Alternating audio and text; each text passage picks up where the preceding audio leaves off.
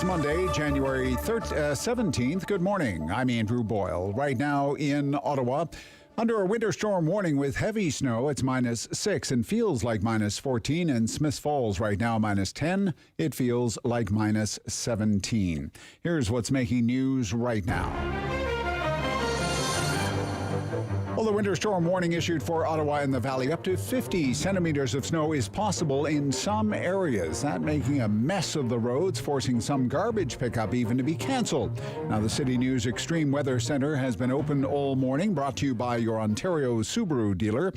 City News reporter Jason White joins us now live from the Extreme Weather Center with the latest. Jason.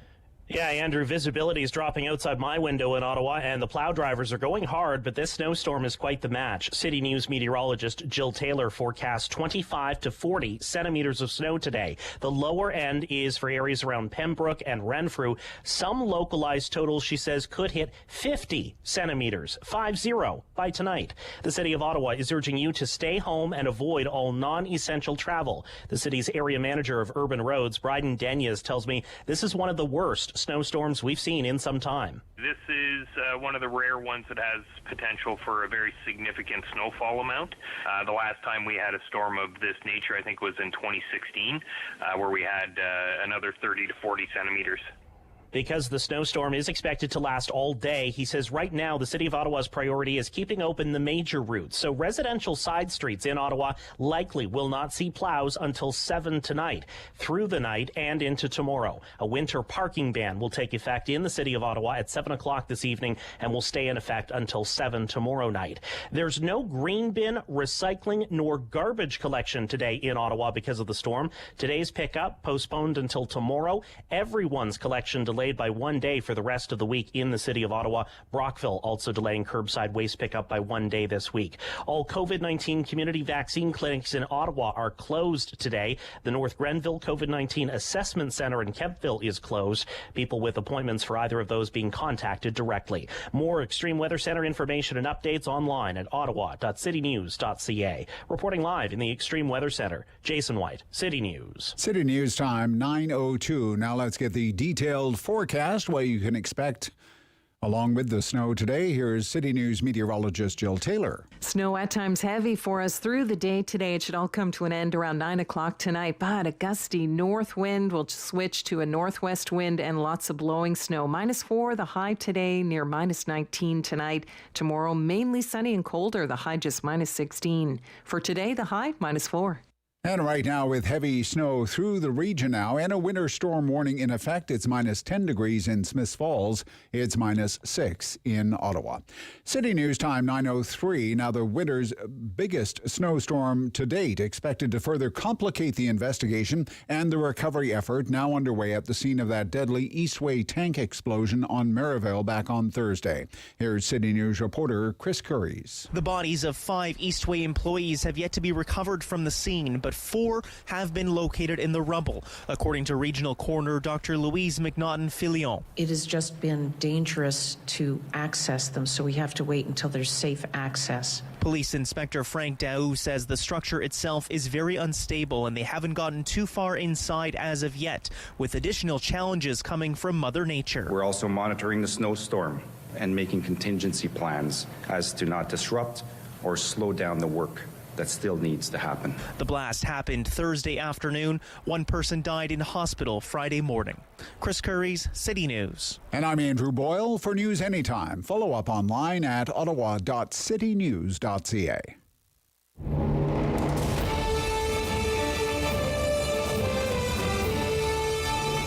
Separating headlines from hearsay. It's the Rob Snow Show on Rogers TV and City News. 101.1 FM and 1310 AM. Blue Monday?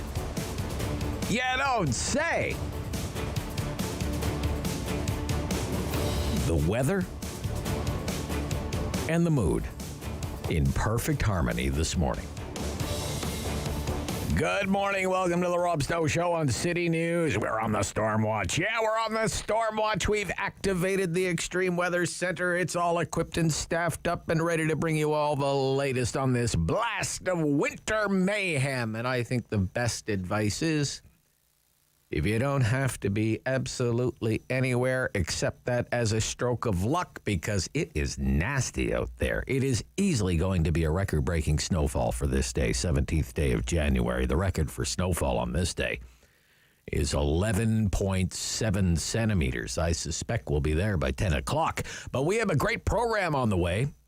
Coming right up, what is the situation with the hospitals right now? We will be speaking with an ICU nurse, works at the Civic. That's coming up in about 10 minutes from now. According to the latest data that I was looking at this morning on the website of Ottawa Public Health, the COVID-19 dashboard on its website, it says there are 62 people in Ottawa area hospitals, quote, with an active infection of COVID-19, with an active infection. That's the language that Ottawa Public Health is using, with an active infection, not because of or for COVID-19, but rather Ottawa Public Health says with an active infection.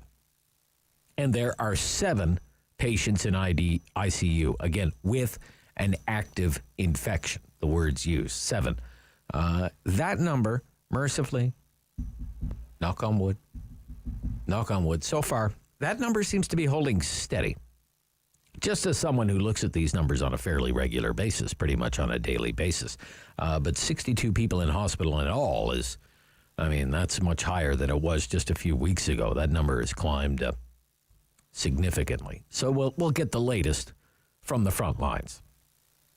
Then our guest coming up right after the 9:30 news this morning is Erin O'Toole, the leader of the Conservative Party of Canada, the leader of the official opposition. I had a chance to speak with Mr. O'Toole this morning. We covered a lot of ground, much of it having to do with the government's pandemic response. Mr. O'Toole, for his part, as you well know, he's been under fire recently for suggesting that there be accommodations made for the unvaccinated, so-called reasonable accommodation. We got into this in a big way last week. He tells me he had the trucking industry in mind when he said that. And the vaccine mandate for Canadian cross-border truck drivers came into effect on Saturday after days of confusion. And despite a lot of people warning that it's not the wisest course of action for the government to be taking right now, given the strain on the supply chain and what it could do to the prices of many goods, that thing called inflation. And we're going to get the latest inflation reading for Canada on Wednesday. The U.S. inflation number came out last week, and it was 7%. Which is the highest reading since 1982, but the inflation numbers in the United States are often stronger than they are in Canada because the basket of consumer goods is different, namely having to do with car prices. But the Biden administration is planning its own cross-border trucking vaccine mandate that would go into effect in a few days on the 22nd of January. So we get into that with Erin O'Toole this morning. And the proposal from the Premier of Quebec, Francois Legault, for the anti-vax tax, a tax on the unvaccinated. That was also a hot issue for us last week. Took a lot of phone calls on that one. Mr. Legault was on the popular Quebec talk show Tout le monde en parle and said it is still his plan to go ahead with a tax on the unvaccinated, that there could be a bill in the National Assembly in just a few weeks from now. We also talked with Erin O'Toole about health care reform and what should at least be on the table up for discussion if political leaders ever summon the courage to actually talk about reforming the Canadian health care system. So, it doesn't crack under the pressure of something like a pandemic. You may remember Mr. O'Toole was just roasted by the Liberal Party during the most recent election campaign about even suggesting changes to the way healthcare is delivered in this country. The Liberals were actually labeled media manipulators. Fake news. By Twitter. when they accused Mr. O'Toole of wanting to kill Medicare as we know it. You remember all of this. We also will talk about China. We talked about China with Mr. O'Toole and the Canada-China Committee. There was a report in the Globe and Mail this morning that suggests Mr. O'Toole's under a lot of pressure from some of his own MPs to bring back the parliamentary committee that was looking into Canada-China relations. There is no China committee right now, and that's apparently not sitting well with some of Mr. O'Toole's own MPs who say there is a lot of unfinished business for that committee. So that's coming up right after the 9:30 news. We will talk about provincial matters as well, Ontario politics, and some recent developments, perhaps troubling developments, for Ford Nation, with a pair of big-name NPPs in the Ford government more or less coming out of nowhere and announcing, hey, I quit, pretty much effective now, and I'm not running for your team in the next election, which is in 4 months and 16 days. Jeff Urich got that party started, MPP Elgin Middlesex London, and that's his riding. He would have been seeking a fourth term. I mean, this guy's done everything. He's been Minister of the Environment, Minister of Transportation, Minister of Natural Resources. So that caught a lot of people by surprise. And then on Friday came word that Rod Phillips would be following him out the door at Queen's Park. He was the Minister of Long-Term Care, and you may remember there was a time when he was the Minister of Finance in Ontario, was once considered to be a rising star until he had to be put in the penalty box for his ill-timed trip to St. Bart's. You remember that? And it wasn't just that, it was the dishonesty about it, because he had social media postings, videos complete with the fireplace and the eggnog, all designed to make it look like he was spending the holidays in his home riding of Ajax. But I think there was a feeling that he had kind of done his penance and served his time. So that was another surprise development, that he wouldn't be seeking re-election. I mean, it's getting down to crunch time for all the political parties with 4 months and 16 days until the election in Ontario. And, there are nomination races to settle. And it's only natural to speculate, are these people bailing on Doug Ford? There's new polling out this morning from the Angus Reid Institute, and it shows Doug Ford's approval rating is down 6 points to just 30%, with almost 70% saying the Premier's done a poor job of handling the pandemic. So are these one-time cabinet ministers in the Ford government, are they jumping from a leaky ship that's about to sink? Same survey, by the way, from Angus Reid. The Angus Reid Institute says the most popular premier in the country is the Premier of Nova Scotia, Tim Houston. Progressive conservative, very much on the progressive side. Followed by François Legault, still up there. François Legault in the province of Quebec. And John Horgan, the NDP Premier of British Columbia. Those are the three most popular premiers in the country. Now, for the Talkback Hour this morning, we do the Talkback Hour every morning between 10 and 11 o'clock at 750-1310, 750-1310, 613-750-1310. An hour of your opinions and your phone calls, and I'd love to hear from you this morning. We're going to jump right back into this issue of the unvaccinated and, what political leaders have been saying about the unvaccinated and what should be done with the unvaccinated, or what should be done to the unvaccinated. And when we have this vaccine mandate for truck drivers, cross-border truck drivers, no matter what it does to the supply chain, or no matter what it does to the grocery store shelves, no matter what it does to our pocketbooks. There's Premier Legault's insistence that the unvaccinated be taxed, that they pay a special tax because of the burden, his word, burden that they place on the healthcare system. And you see the Australian government, what it did to the tennis star Novak Djokovic, they kicked him out of the country. For crying out loud, they deported him because they said he was a danger to the public health of Australia. One guy.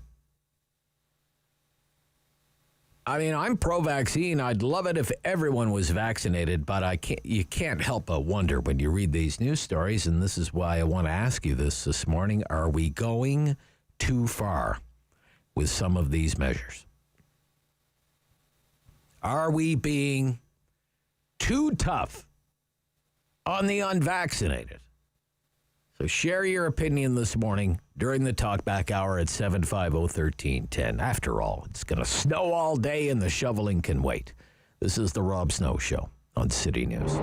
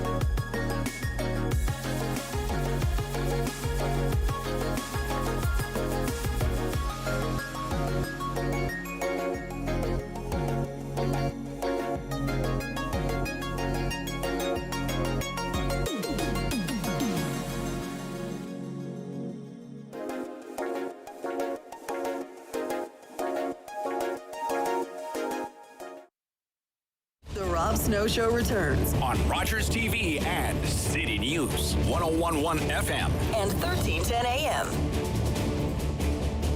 Alicia Robley is an ICU nurse at the Ottawa Hospital's Civic Campus and joins me this morning on City News. Good morning. Good morning. Yeah, it's nice to hear from you. How would you describe the current situation at the Civic for you right now? I would say that we are very full and very busy. It's so not just in my ICU, but throughout the hospital, we are definitely at capacity as far as the amount of patients that we have in the hospital. And in the ICU, we are we're very full. So we've actually been sort of at or a little bit over capacity for several weeks now. And there just doesn't seem to be any sign of that slowing down. And it's for a lot of reasons, for sure, that we are so full right now. It's so busy as well, just because we're consistently short-staffed in the unit. And so with this really high number of patients, we just never seem to have enough nurses. Okay, a lot of reasons, such as, give me some reasons why it's so busy. So from what I can tell, sort of just as a nurse at the bedside, we are seeing just the normal amount of patients that we sort of normally have, as the stroke center for the area, the trauma center, just sort of the normal patients that we would have in the ICU, and we are now starting to get more and more COVID patients. Another issue for us is getting patients out of the unit. So when we have patients that are ready to leave the ICU, whether that's to go to a floor or to long-term care, there are no beds for them. Outside of the ICU, everything is just so backlogged that it's hard to get patients out of the unit, and so that also just sort of adds to the problem. Okay, so would you say their patients are staying longer in ICU than they normally would? Is that? Yeah, I think in general, for sure, there's just like such a backlog within the system. And there's just so many issues with, staffing and in units throughout the hospital, and then, rules related to COVID as far as how, whether we can send patients out to outlying hospitals or to long-term care, rules around like patients having to isolate and test negative. And so everything is just really, really slow and really backed up right now. Okay. So describe what it's like on the staffing side. You said there are staffing shortages. Is that related to people needing to isolate because of positive tests, or because of the testing situation with close contacts? Just how is that playing itself out right now? In the hospital, we're definitely, I'm noticing on my shifts an increase in sick calls. And, there's not much that we can do about that. Of course, people shouldn't be coming to work when they're sick. And so that's an issue. But I think that we're also just short-staffed. So we also just don't have enough staff to fill, the number of positions within the unit. And so I'm a part-timer in the ICU because I also teach nursing students. And so my phone is just going off constantly all day with requests for me to come into work. And so sometimes that's just sort of like your standard text message that will just say, the unit is short, we're looking for staff. And sometimes it's more of like a personal plea, almost saying, we're down 4 nurses. Can you please come in for any hours? We work 12-hour shifts, but right now they're happy to get anyone in for any hours. So if I could go in for 4 hours on a shift, they would take me. And so that's just nonstop. And what that means at the bedside is that our job is just so much harder because we're so short-staffed. So in the ICU, normally we would have 1 patient as an ICU nurse. There sometimes would be maybe 2 or 3 nurses in the unit that have 2 patients, and those are your more stable patients, the ones that are kind of ready to leave. And now we regularly have, up to 10 nurses at a time who have 2 patients in the unit. So everybody is just spread really, really thin. When you have 2 patients and the nurse next to you has 2 patients and the nurse next to them has 2 patients, there's a lot less helping hands to go around. Okay. So at this point in time, here we go, the middle of January of 2022, and you've been on the front lines through all of this. Is this as bad as it's ever been at work? I would say, for some reasons, yes, for sure. In the third... Oh, I think we... just hold on, Alicia. Your phone is cracking up here. Alicia Robley is our guest, an ICU nurse at the Ottawa Hospital Civic Campus. And, it's live radio. These things happen from time to time. If one thing is for certain that we've learned throughout the pandemic, phone lines can go in and phone lines can go out. So while we continue to try and get Alicia back on the phone, let me tell you what else is coming up on the Rob Snow Show. I mentioned right after the 9:30 news. It's our conversation with Erin O'Toole, the leader of the Conservative Party of Canada, the leader of the official opposition. And as well, Barry McLaughlin, our expert in crisis communications. And I mean, there's no shortage of material to work with this week with the senior partner from transformleaders.ca and senior fellow with the Masters of Political Management program at Carleton University. He's coming up at around 9:45 this morning. Jeffrey Johnston on world affairs, global affairs. He's an international affairs columnist with the Kingston Whig Standard. He's going to join us coming up right after the 11 o'clock news. And as well, David Sally, who's an editor with the Ottawa Business Journal and some of the week's busiest and big business stories. So we have Alicia is back with us. Excellent. Good timing. Good timing. That's okay. That's okay. So my question was, we're into the fifth wave now, the Omicron wave.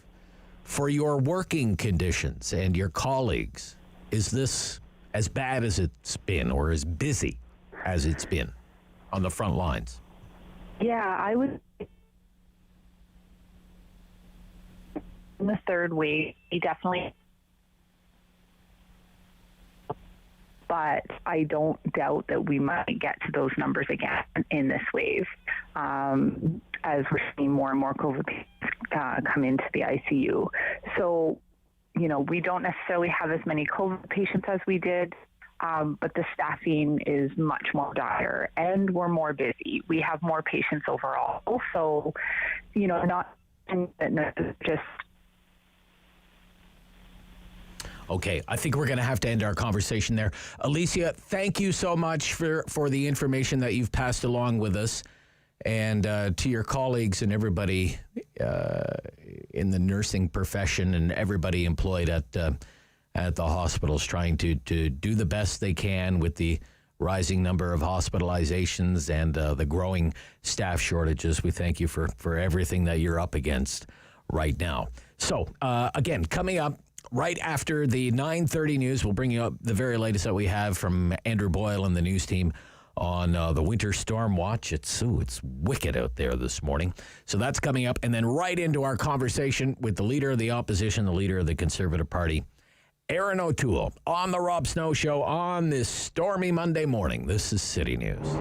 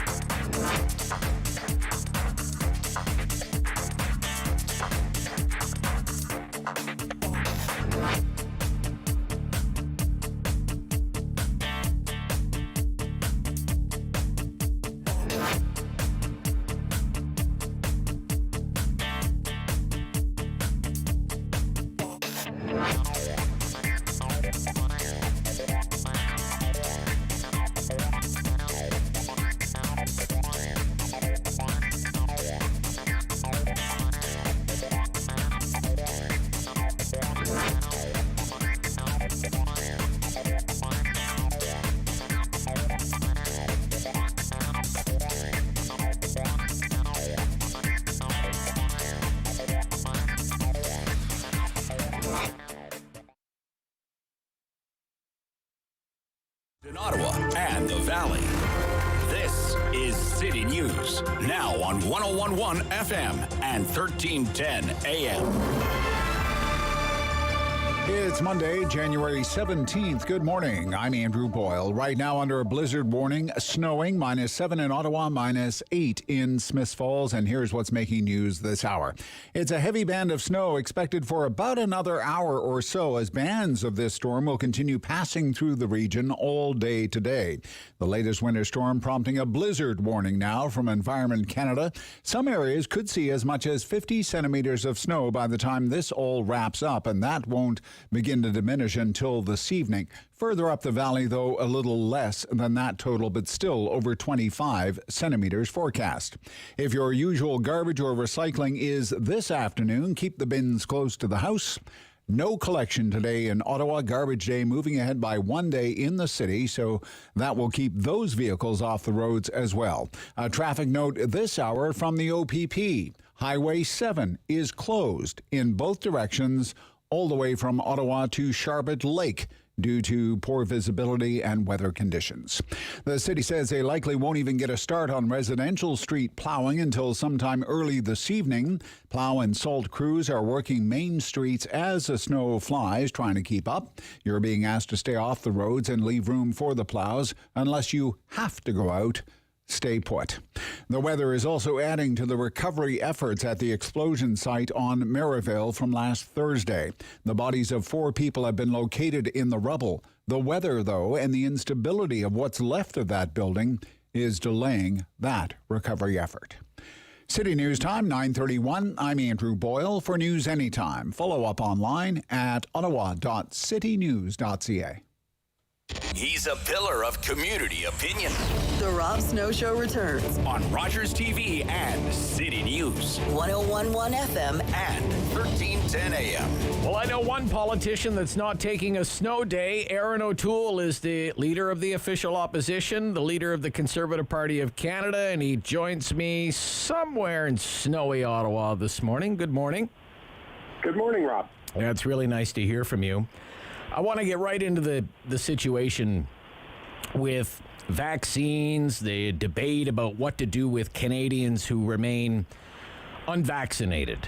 You have faced criticism for suggesting recently that reasonable accommodation be made for the unvaccinated. I want to know, what did you mean by that? What sort of accommodations? What sort of people were you talking about? Well, first off, I've been one of the biggest proponents of vaccines. Vaccines are the most critical tool in our fight against COVID, and I've been following the expert advice on how to get people who are hesitant to think about the vaccine, and you do that through education, through partnership, through building trust, not by calling names like Mr. Trudeau or demonizing people. What I said at my press conference a couple of weeks ago was, in certain instances, can we provide some reasonable accommodation so that somebody doesn't lose their job, their house, and their life because of the vaccine issue? And I used the trucker example, Rob. We're already short 16,000 truckers in Canada pre-COVID.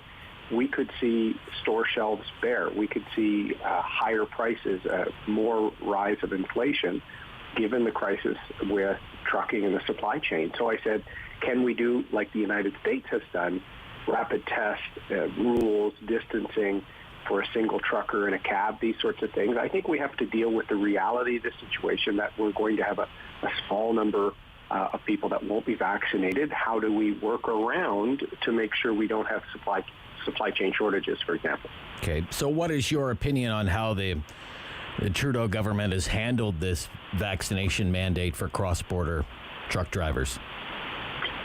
Well, you've probably seen, Rob, they've been all over their map. They attacked me for even suggesting how can we come up with a system that protects public safety, paramount, but also gets goods flowing.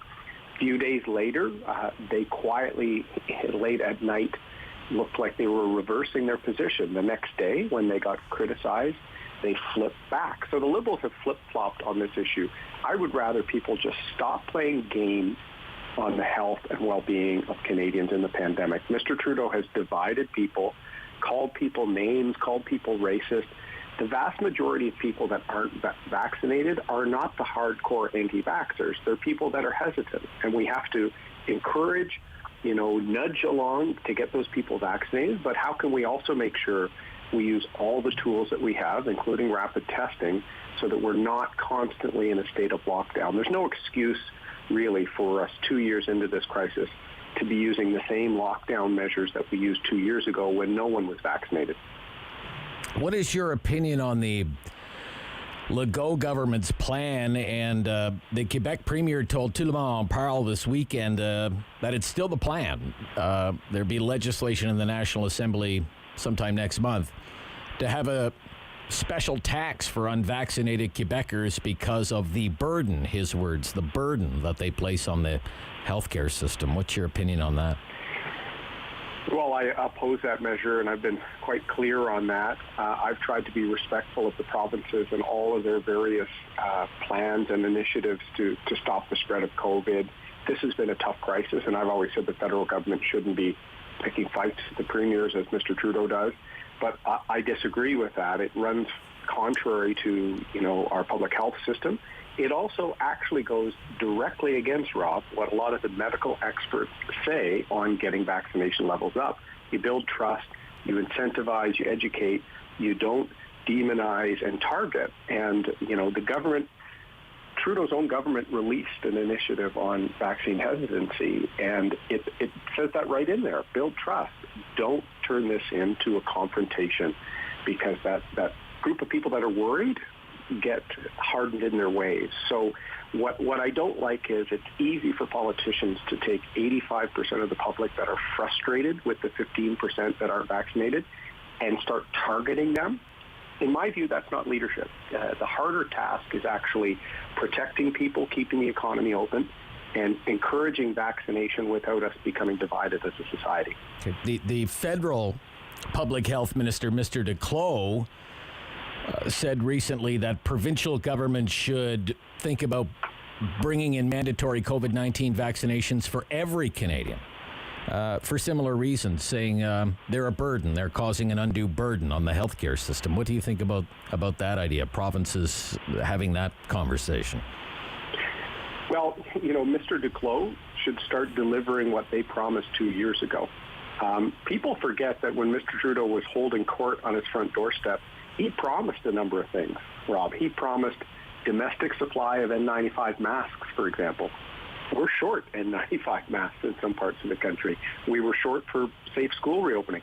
They only ordered a major order of rapid tests midway through the fifth wave.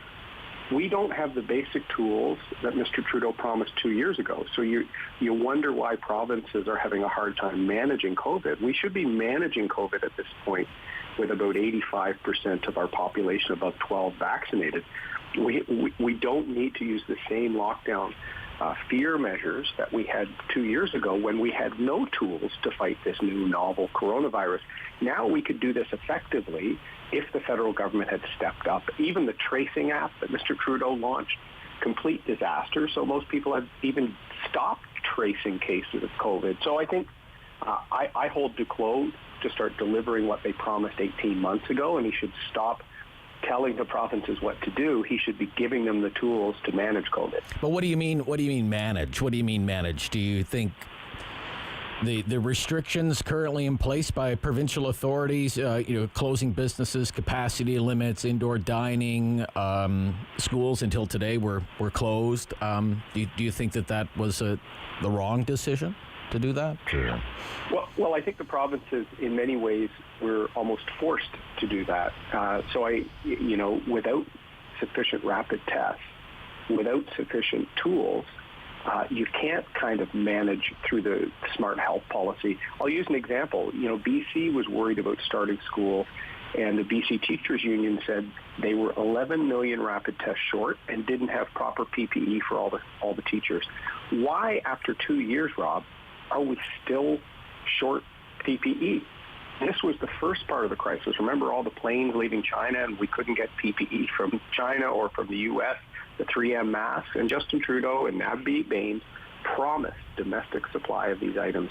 So part of the reason the schools weren't open in a few provinces is we didn't have a sophisticated enough system of rapid testing and protection to allow school to happen safely.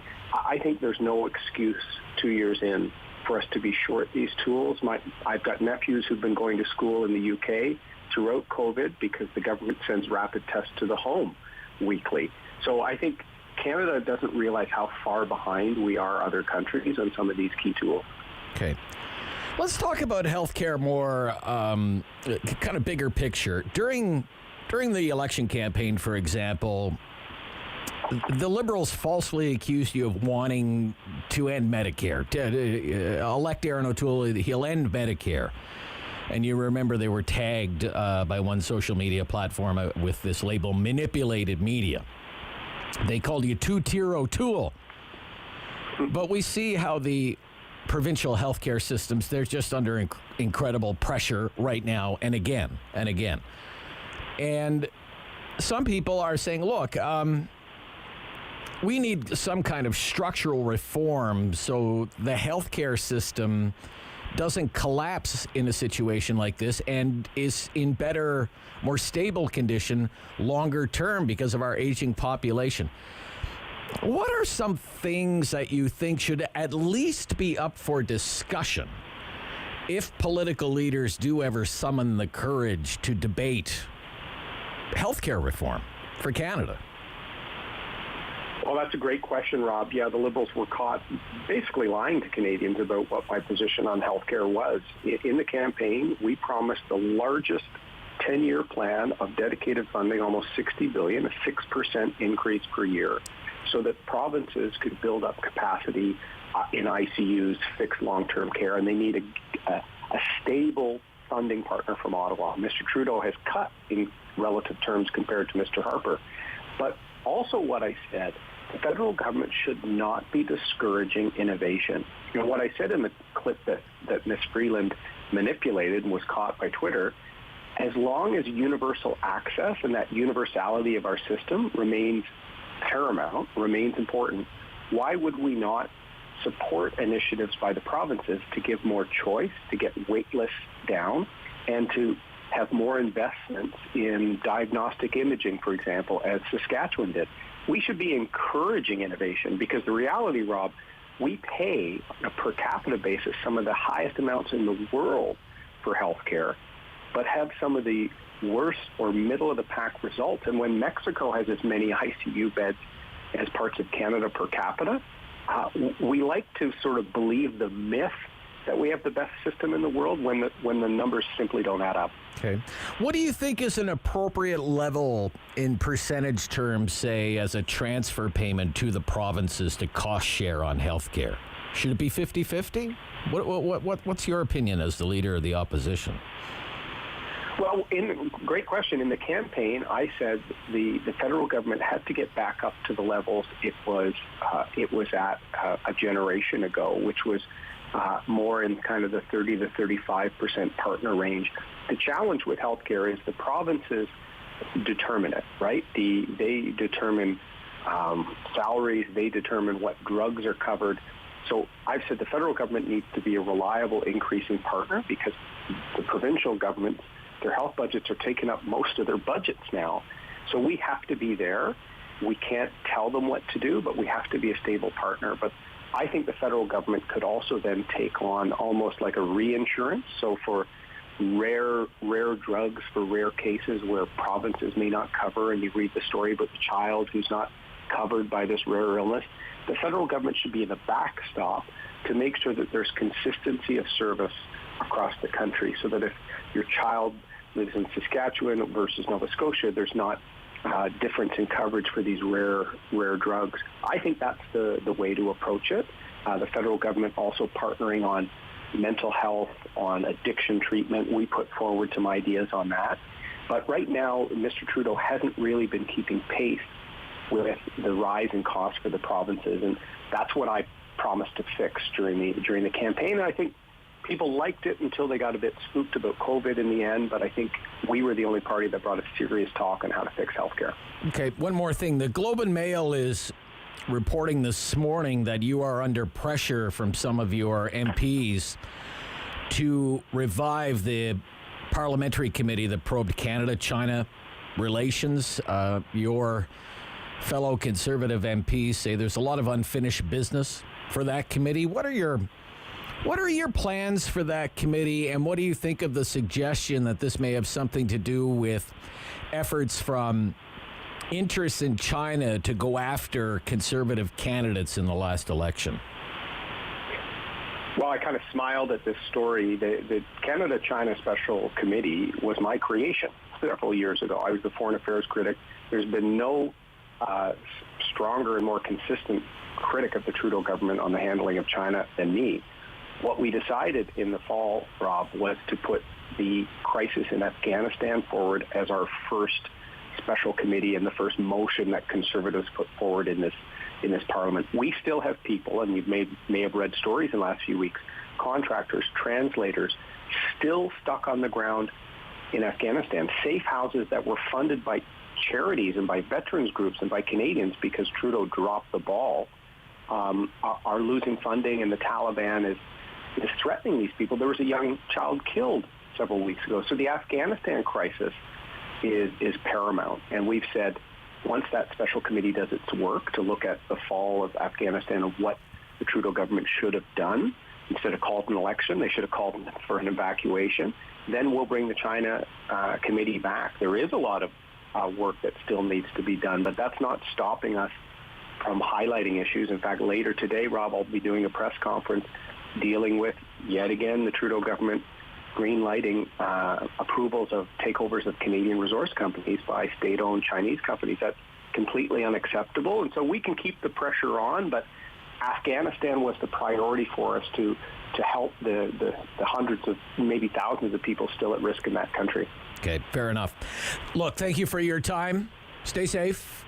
Ride out the storm. Yep. Great to hear from you today. Yeah. Stay warm today. Thanks, okay, Rob. Bye-bye.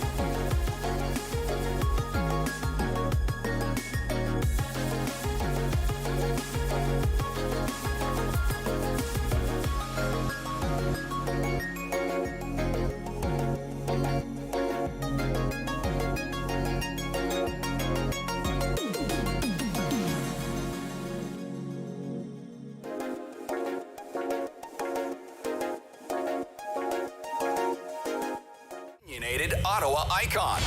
The Rob Snow Show returns On Rogers TV and City News. 101.1 FM and 1310 AM. The weather is incredibly dangerous right now. There's no other way to describe it. It's dangerous. And right now, just a few warnings from the Ontario Provincial Police various traffic units. The OPP in the Ottawa area are advising all motorists avoid travel on the 416 and the 417. Zero visibility, and cars will not be towed out of ditches if location is unsafe for emergency crews. Stay home. In other words, you end up in the ditch, you might be stuck there on the 416 and the 417. And then the OPP East region has just announced, I guess in the last half hour or so here, that Highway 7 is closed all the way from the 417 to Charlotte Lake. Closed. The whole highway is closed. So keep that in mind, okay? Just, if you don't have to be out, don't be out. I mean, it's really as easy as that. So that's the latest from the Ontario Provincial Police. It's wicked out there. Barry McLaughlin is back with us. He's our crisis communications expert. He's senior partner at transformleaders.ca. Good morning, Barry.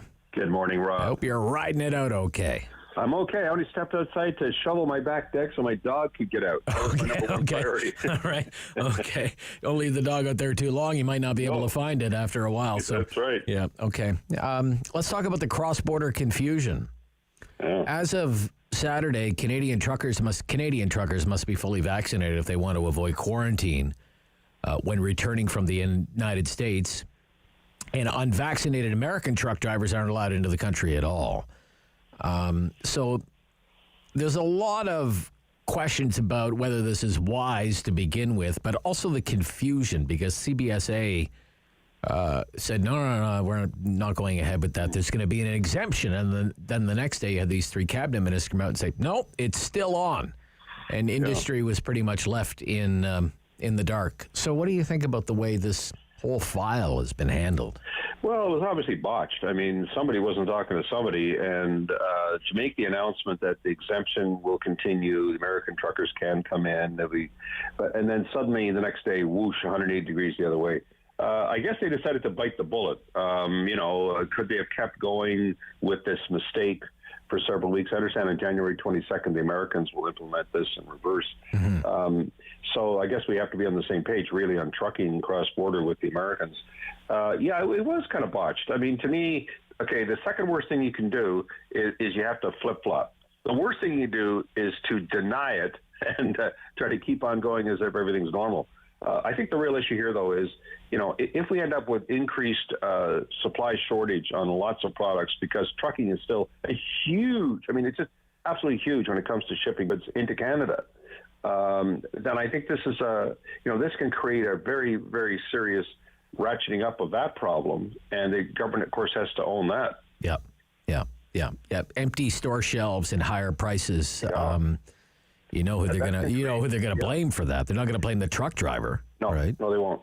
No, I think this is a problem at the political level here now. So I'm not sure. Well, once you've flipped, it's hard to flop back. So there we go. Okay. I want to talk about Boris Johnson and the problems that he's having right now because it's really not looking good for him. Because of he fired a close advisor who obviously knows where the bodies are buried, and this advisor has been leaking all the bad news to get revenge on his old boss. Yeah. But now he's become a laughingstock, and I've heard it said before. I don't know if you agree with it. Once you become a laughingstock, like people are laughing at you, your career is over as a politician because nobody can take you seriously. Do you believe that? First of all, I do. Actually, I think once you become a joke, it's hard to take you seriously. I mean, he would rather have people argue with him on policy. Yeah, he does okay on that. Actually, he's done very well on that, as a matter of fact. He's a disruptive candidate, right? Brexit and the whole thing. Yeah. He's a disruptive candidate in the model of Donald Trump.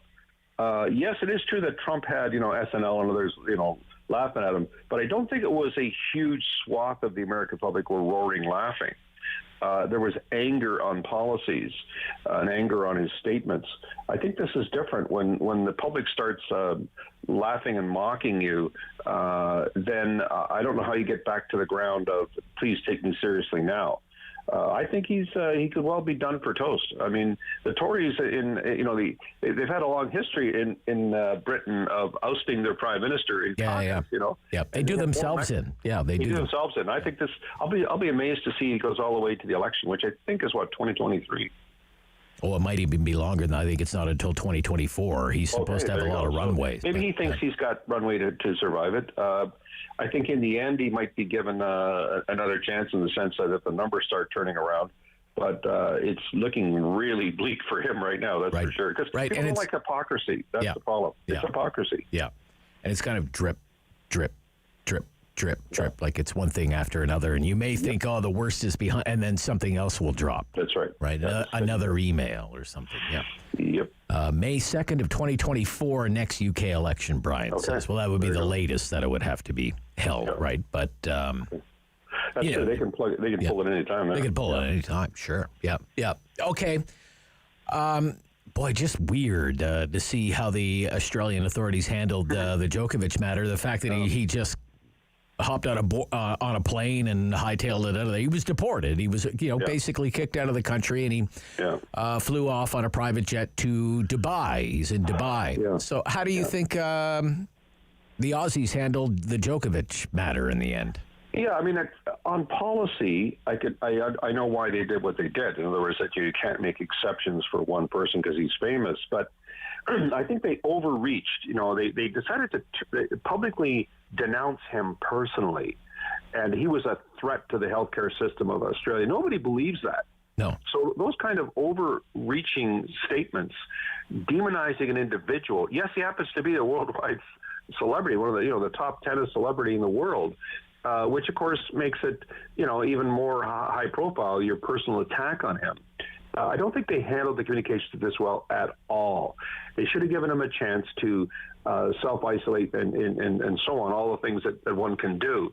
But in the end, I think the public sympathy shifted to him, funny enough. I mean, at first I thought, okay, well, they've done their policy. You can't make a celebrity, the exception to the rule. But really, I think because of their overreaching, their exaggeration of him as a threat, I think this turned the public, more towards him and against the government.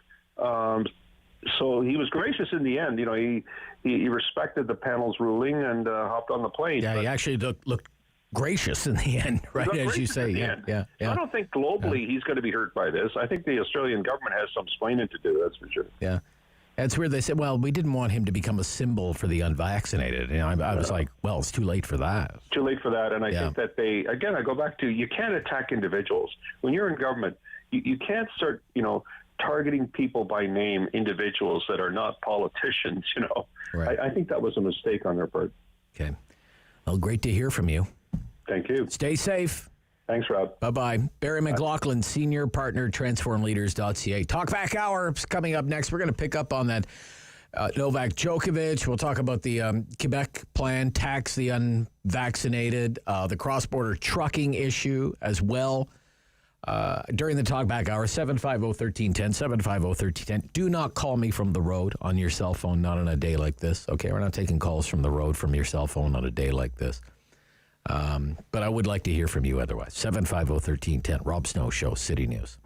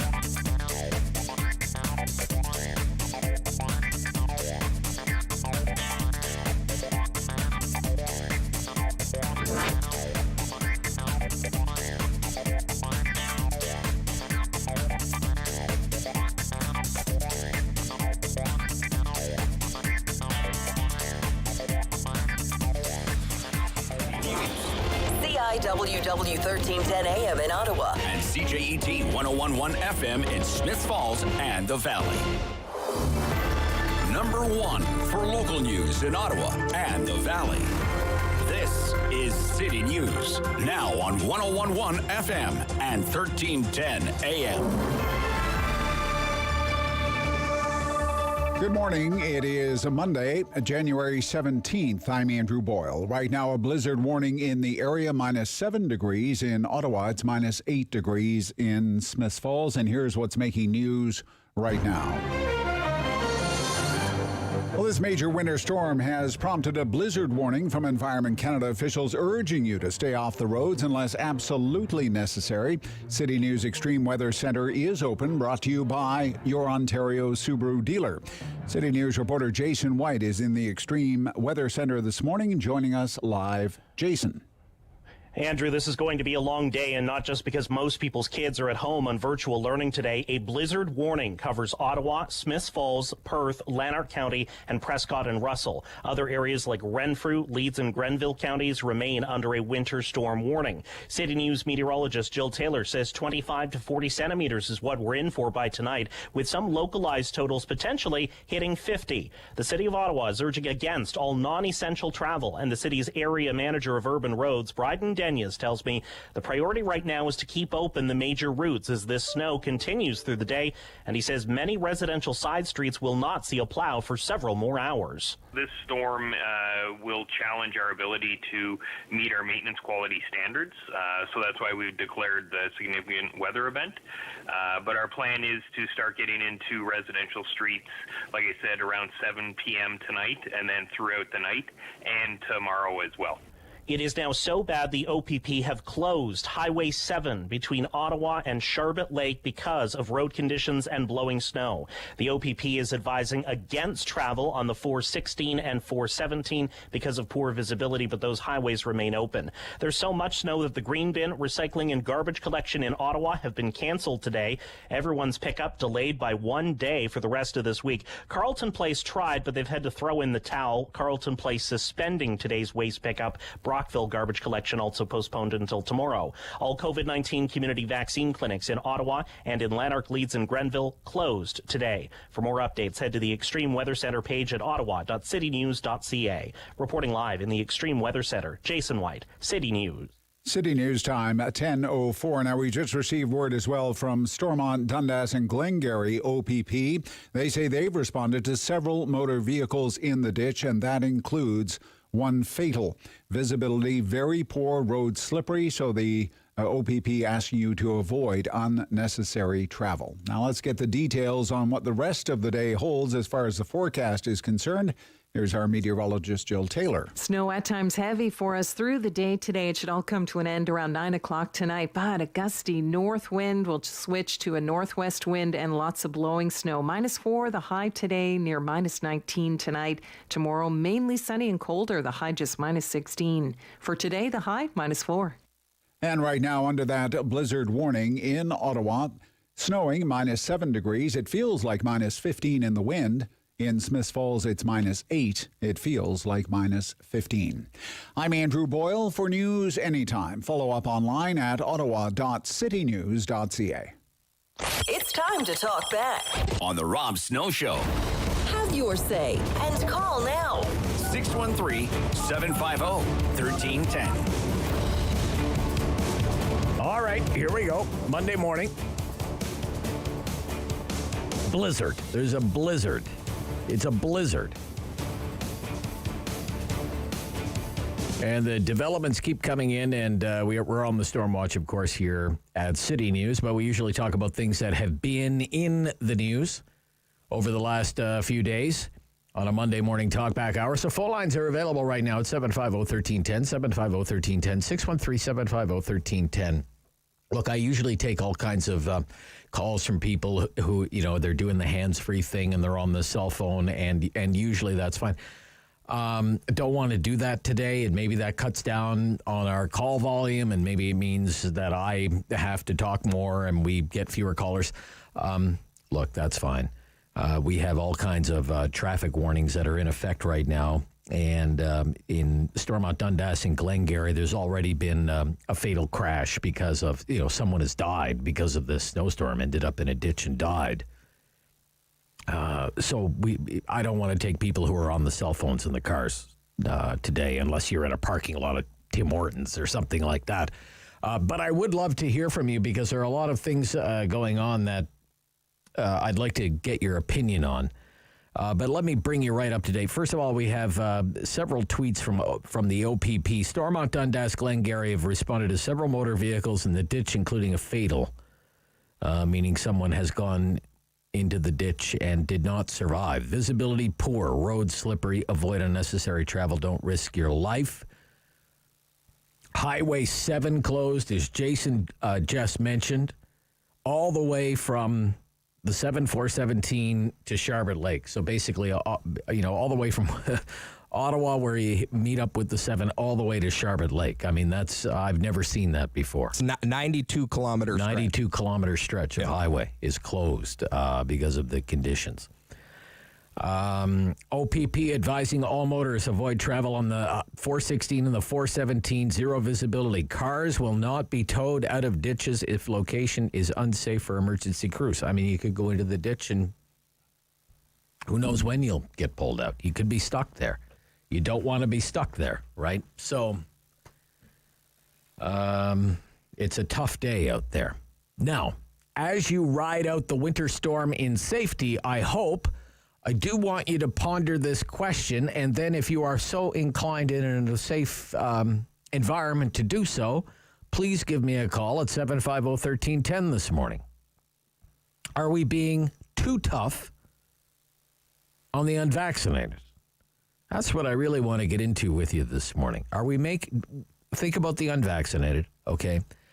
And all of the restrictions, all of the proposals for even more restrictions. Are we making their lives too difficult? Are we inconveniencing them too much? So much so that maybe, just maybe, the cure is going to be worse than the disease. What do you think? 750-1310, 750-1310, 613-750-1310. I mean, there are a bunch of news stories, and they've all kind of basically collided. And that's what has me thinking about this morning. You have the cross-border truck driver story. You have the anti-vax proposal in Quebec for the tax in Quebec. You have the story about the tennis star, Novak Djokovic, the Serbian tennis star who was just deported from Australia. So all of them, in one way or another, involve government and vaccine mandates and people who have not been vaccinated. That's what they all have in common. Now, I want to be straight with you right up front. I think, look, in a perfect world, everyone would be vaccinated. In my perfect world, everyone would be vaccinated. Okay? And in a perfect world, we would have achieved herd immunity from this disease already. In a perfect world. And in my perfect world, these vaccines would, work a little better, last a little longer. And we wouldn't even need to be talking about, fourth shots or fifth shots or annual shots. But we don't live in Rob Snow's perfect world. We live in, the real world, not the perfect world of my dreams. But nevertheless, we have some political leaders, I don't know, they want to be seen as doing everything they can to protect us from COVID-19. I'm not saying their motives aren't pure. They want to at least make us believe that they're protecting us, right? And going to extreme lengths to keep us safe. I understand that. I appreciate that. But I also think in part some of these measures are nothing more than a useful distraction from the politicians and their own poor decision making, to be quite frank with you. I mean, I just think about the money, the money that has been spent, at least to get things this far into the pandemic, right? Hundreds and hundreds and hundreds of billions of dollars. And yet, look at where we are. We still have businesses closed. In some provinces, schools are still closed in some provinces. And the healthcare system, I mean, we had a nurse on from the Civic this morning from the ICU.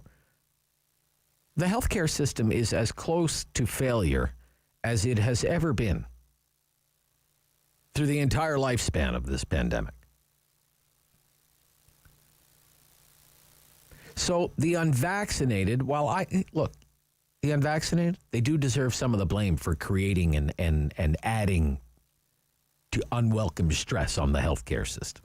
But I'm starting to think they're also being made a convenient scapegoat for the failings of political leaders. Well, it's not my government's fault that we're incompetent. It's their fault. The unvaccinated, it's all their fault. So what I'm trying to say, in a kind of a long-winded way, is that I look at these three stories: the truckers crossing the border, the anti-vax tax in Quebec, and Djokovic in Australia, the tennis player. I just wonder, what are these hard lines really going to accomplish in the end? And are we being too tough on the unvaccinated? Are we being too tough on the unvaccinated? At 750-1310, 750-1310, 613-750-1310. Talk back hour. On Blizzard Day. It's the Blizzard Day in Ottawa. All right, let's get to the phones here. Jason, Barhaven. Good morning, Jason. You're on City News. Good morning, Rob. How are you? I'm okay, Jason. How are you? I'm just trying to pick my car up. Okay. I'm... Are we being too tough on the unvaccinated? Well, look, I think at this point, it's almost compounding the problem, right? Like, okay. If you look at, I mean, even Aaron O'Toole's position earlier on about accommodating with testing and stuff, I found it pretty rich when you had Andrea Horvath on like a week or two ago, and she was saying how Doug Ford was still pandering to, the anti-vaxxers and stuff with not being tough enough. But, if she had her way and we had fired up, where would we be if we had fired all the unvaccinated healthcare workers, right? I mean, we would be in a much worse spot than we are right now. Perhaps. I think. Yep. And, like you said, we spent all this money and haven't really addressed the issues in healthcare. Now, there's a story out of the EU now saying that we can't keep boosting all the time, right? Because it weakens the immune system if they're and you know what I thought was really messed up with that? Why is the EU regulator coming out with that and not Pfizer or Moderna? Or, you know what I mean? Okay. Why are we not hearing that from the actual manufacturers who did the original safety studies? Well, I mean, they're the regulators for a reason, right? They're the regulators for a reason. You know what I mean? Anyway, I just think... But let's get to the heart of the matter. My question. Yeah, it's getting to the point... Are we too tough on them? I think yes, I think so, yeah. Okay, yes. Okay, all right, thanks. Yeah. Okay. All right, be good. Thank you. David in Ottawa. Good morning, David. You're on City News. Yeah, hey, Rob. Hey, are we being too tough on the unvaccinated at this point? In a way, I guess so, because I went to a clinic. I thought I had strep throat. And right away, are you vaccinated? Nope. Do you have any symptoms? Well, I just told you, I think I got strep throat coming on. So then they sent me for a rapid test. I went to the local mall in Sudbury. 3 hours I waited on phone to get through to them. I detailed my car by a bin, and I waited till I got a hold of someone. And I was right across the parking lot where they got the drive-through rapid test. Not one car was there in 3 hours. It took me 3 hours to get a test, and then they told me I had to wait, had to get an email 24 to 48 hours before I could get a result. And I went home. My sister had rapid tests from the Holiday Inn. I had no virus. What's wrong with this system? I don't get it. Okay. And I never even got into a clinic. I wrote it out, and no drugs, no penicillin, and I beat my throat problem. Okay, well, that's good. Okay, but do you think we're being when you think about all the measures that are in effect and all the promised measures, I mean, we have, the cross-border trucker thing. We have the tax in Quebec that they're talking about. Do you think all of this is going too far? Too far, yeah. They're overthinking everything. They're making more problems than what they need. All right. Okay, David, thank you. Yes, I know it's a storm out there, and I don't want to take calls from people in cars driving on cell phones. Not today. A little too dangerous out there for that. If you're safe having a cup of coffee at a Tim Hortons somewhere, that's fine. I'll take your call at 750-1310. But I'd love to hear from people on landlines. Do people still have landlines? Do they still exist? If you have one, give me a call. 750-1310. Talk back hour. The storm on the Storm Watch. Rob Snow Show, City News.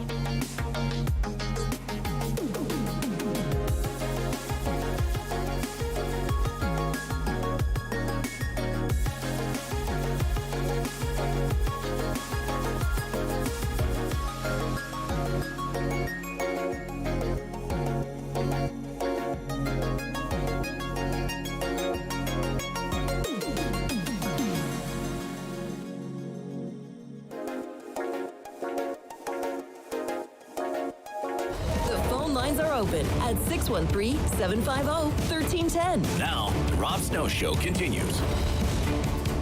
During the commercial break, I just looked out the window there.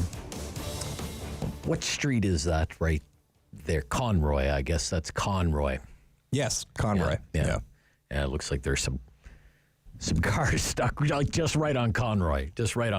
So, that's how bad it is. Even in the city, and Conroy's a pretty main thoroughfare. Conroy, Walkley, Hunt Club, Saint Laurent, all around here. That when I was coming in this morning, the roads were pretty okay on those main thoroughfares. I don't know what is going to greet us at noon, David, when we finish, but nevertheless, John Kempville. John, good morning, John. Hey, good morning, Rob. I understand you were in the city this morning, and you just made it back to Kempville. I did. So what was that drive like? The drive was really I mean, if you're a sensible driver, you can drive in this stuff, but we all are not sensible drivers everywhere. So just to give you the backstory, I actually stayed in New Orleans at my girlfriend's last night because I had a cancer clinic appointment this morning early. Okay. And then I thought it was probably okay for me to get home. But driving on that highway really, really just takes some common sense. There was, I would say, between 60 and 70 vehicles in the ditch between Ottawa and Kemptville on the 416. And that included a bunch of tractor trailers. There's cops everywhere. There's people, basically sitting in their cars in the middle of the median. So it's pretty bad. So, I think the advice of the OPP is well taken. Just if you don't have to be on the road, don't be on the road today for sure. Yeah. All right. Yeah. And I mean, the 416, there's some wide open spots there, and I mean, in the winter it can be treacherous with the whiteouts on the 416. So I was following a transport truck because they're heavy and they cut the snow pretty good, and he was losing traction every couple hundred meters. Like he was doing between 20 and 30 clicks for most of the trip. Wow! So that set the pace behind us because there was only one lane open. Right. But there was another 18-wheeler that overtook us at one point when he had an opening. Yeah. And wouldn't you know, at 10 kilometers down the road, he was in the ditch. Yeah. Not surprised. So there you go. Not surprised. Yep. Okay. So, John, we're talking about, and I'm glad you made it home okay. We're talking about these vaccine mandates and the proposed regulations like the tax in Quebec, the trucker vaccine mandate. Is this going too far? Are we now becoming too hard on the unvaccinated, too tough on the unvaccinated? What do you think? Absolutely not. Any epidemiologist worth their salt is going to tell you that the purpose of the vaccines is multifaceted. It's not just to protect an individual from getting sick. It's to protect our vulnerable. And it's the other thing that people don't talk about is the more this thing spreads, the more opportunity it has to mutate.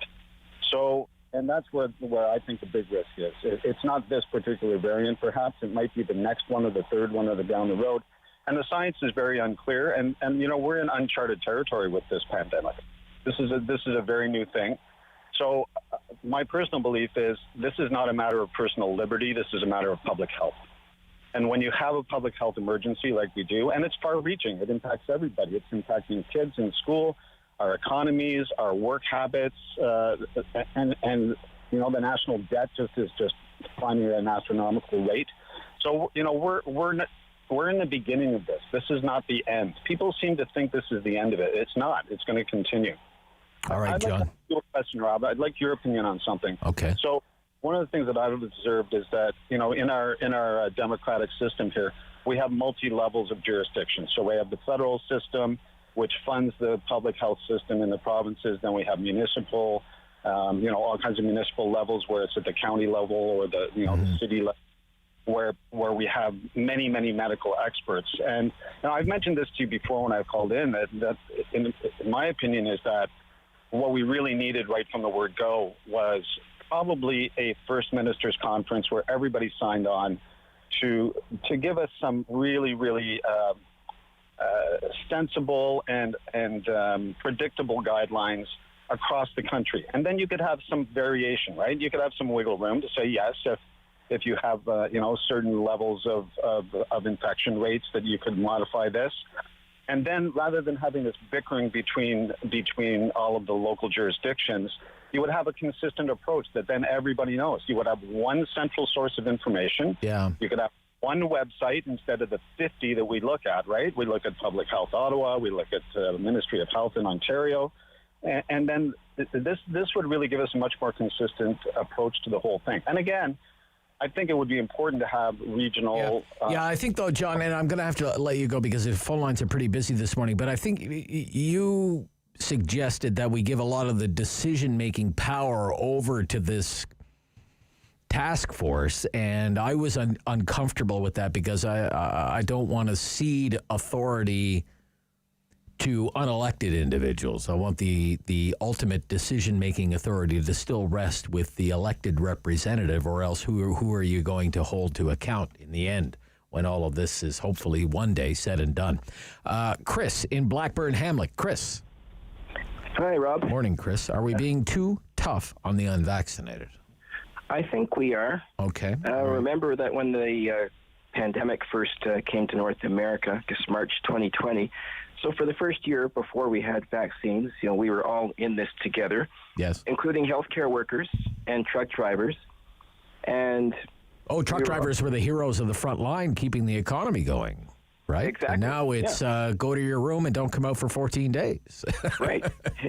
Even though their room is basically in the cab of their truck, they're not really interacting with the public. So I don't see what the problem is. And remember, when vaccines first started coming out, both Trudeau and Ford said they were saying no to vaccine passports at the beginning. And I've seen news clips of them saying that.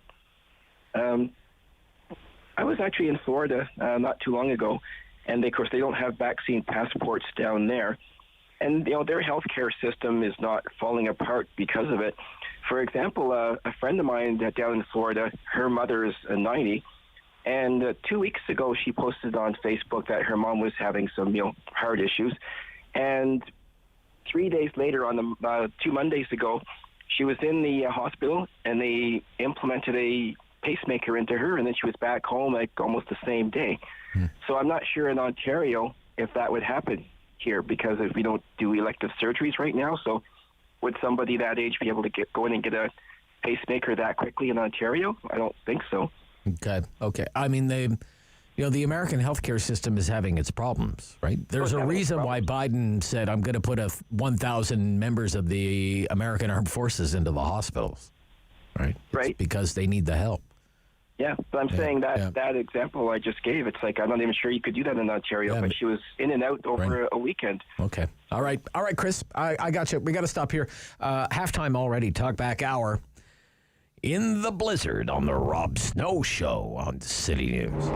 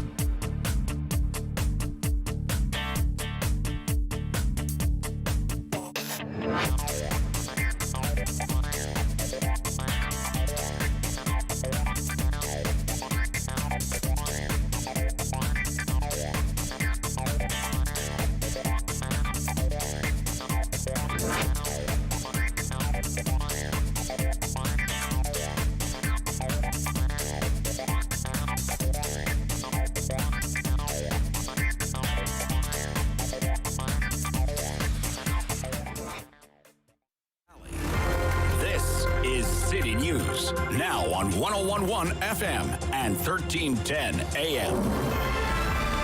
It's Monday, January 17th. Good morning. I'm Andrew Boyle. Right now in Ottawa under blizzard warning, it's minus 6 degrees. In Smiths Falls, it's minus 7. Here's what's making news this hour. The blizzard warning is up for a good portion of the region from Environment Canada. Now, we could have snow totals reaching 50 centimeters in some areas once this storm finishes. The driving is so bad, OPP has closed off Highway 7 in both directions between Ottawa and Sharbot Lake. The OPP in Stormont, Dundas, and Glengarry says they've responded to several vehicles in ditches. That included one fatal. They're asking people not to drive unless absolutely necessary. It was about 5:30 this morning. The fatal collision happened as two tractor trailers and a passenger car were involved. Now, Highway 417 eastbound between Highland Road and County Road 23 in North Glengarry is currently closed. That is eastbound. Grenville OPP responded to a snowplow in the ditch along the 416 near marker 35. The detachment tweeting, "If the plows are having a hard time, you will too. Please make arrangements, if you can, to stay off the roads for a while." Health Canada has now approved Pfizer's pill as the first COVID antiviral therapeutic drug in Canada. The treatment green-lighted for adults with mild or moderate COVID-19 symptoms who are at high risk of becoming more seriously ill. Health Canada did not authorize this use, though, on teenagers. More coming up at 11 o'clock. City News Time at 10:32. I'm Andrew Boyle. For news anytime, follow up online at ottawa.citynews.ca. It's time to talk back On the Rob Snow Show. Have your say and call now. 613-750-1310. All right, 10:32, second half of the Talkback Hour. Let's get right to it here. Some people have been waiting a long time. Daniel, North Stormont. Good morning, Daniel. Hey, how are you? I'm okay, Daniel. Thank you. Thank you. I want to qualify myself as a non-vaccinated person. Not the typical government one, not the woman-beating racist one, but just the one who figures, he's lived healthy enough and thinks he can survive it. I have to qualify. My doctor did ask me about it, and at the beginning, and I know we have a genetic heart defect in our family, and I asked him if he would sign off and it's safety for me, and he said, no, I will not, which made me believe that, just put doubt in my mind. But we see a government again here being a reactionary government. I mean, this stuff here is, and I have a very close relatives in the healthcare field, and this is, yes, unvaccinated are getting it more, but it's become the disease of the unhealthy. Now, we've neglected looking after the health of our population here for years. I think there should be a BMI test, perhaps, because honestly, there's a lot of friends of ours that are unvaccinated for different reasons, and I'm not an anti-vaxxer. I mean, I'm the first guy, if I got ripped with a nail or something, would begin to get a tetanus shot because that's indiscriminatory if you're healthy or not. But I just don't understand. Yes, I think they are being too hard on the unvaxxed because they don't know the reasons. Okay, thank you, Daniel. Thank you for sharing your opinion there. As I say, there's kind of this confluence of stories right now, kind of three stories that are in the mix for me that prompted me to ask you this. Are we being too tough on the unvaccinated? First of all, you have the trucker story, cross-border truckers. You have the tax that they're proposing for the unvaccinated in Quebec, and you have the Djokovic thing happening in Australia. They kicked him out of the country yesterday. I mean, with the truckers, first of all, I don't know if I've seen a new regulation as poorly communicated as this one from the Trudeau government. First, it was, you're going to have to be vaccinated if you're a cross-border trucker. Then it was at the last minute, no, actually, you won't have to be vaccinated. And then it was at the very last minute, yes, actually, you'll have to be vaccinated. Like the Trudeau government in action. And everyone in the logistics industry, well, just about everyone in private industry, has warned the government, you're probably going to regret this. This is going to cause a lot of damage to the economy and the supply chain. And the supply chain's not the most well-oiled machine right now. We have shortages of just about everything. And if you remove tens of thousands of truckers from the system, from Canada and the United States, you remove them from the equation, you're going to be in for a world of hurt. But anyway, the government has made up its mind, or so it tells us, and says this is for our own good. So as of Saturday, Canadian truckers must be fully vaccinated if they want to avoid quarantine when returning from the U.S., and unvaccinated American drivers aren't allowed into Canada at all. And we've gone from calling truck drivers heroes. Hey, thanks for keeping the economy running. We'll see if we can make sure we can have some washrooms open for you. We've gone from that to, you're in vaccination detention. So you have that story, and you have the Quebec story, and you have the tennis star story, and it makes me wonder, gosh, are we going a bit too far here? Are we going too far? I don't know. That's why I wanted to put it to you. You may have a better sense of it than me. John. Good morning, John. You're on City News. Good morning, Rob. Morning, John. Are we being too tough on the unvaccinated, John? Yeah, I think so. Okay. I think it's got to the point where it's sort of a mass hysteria about it.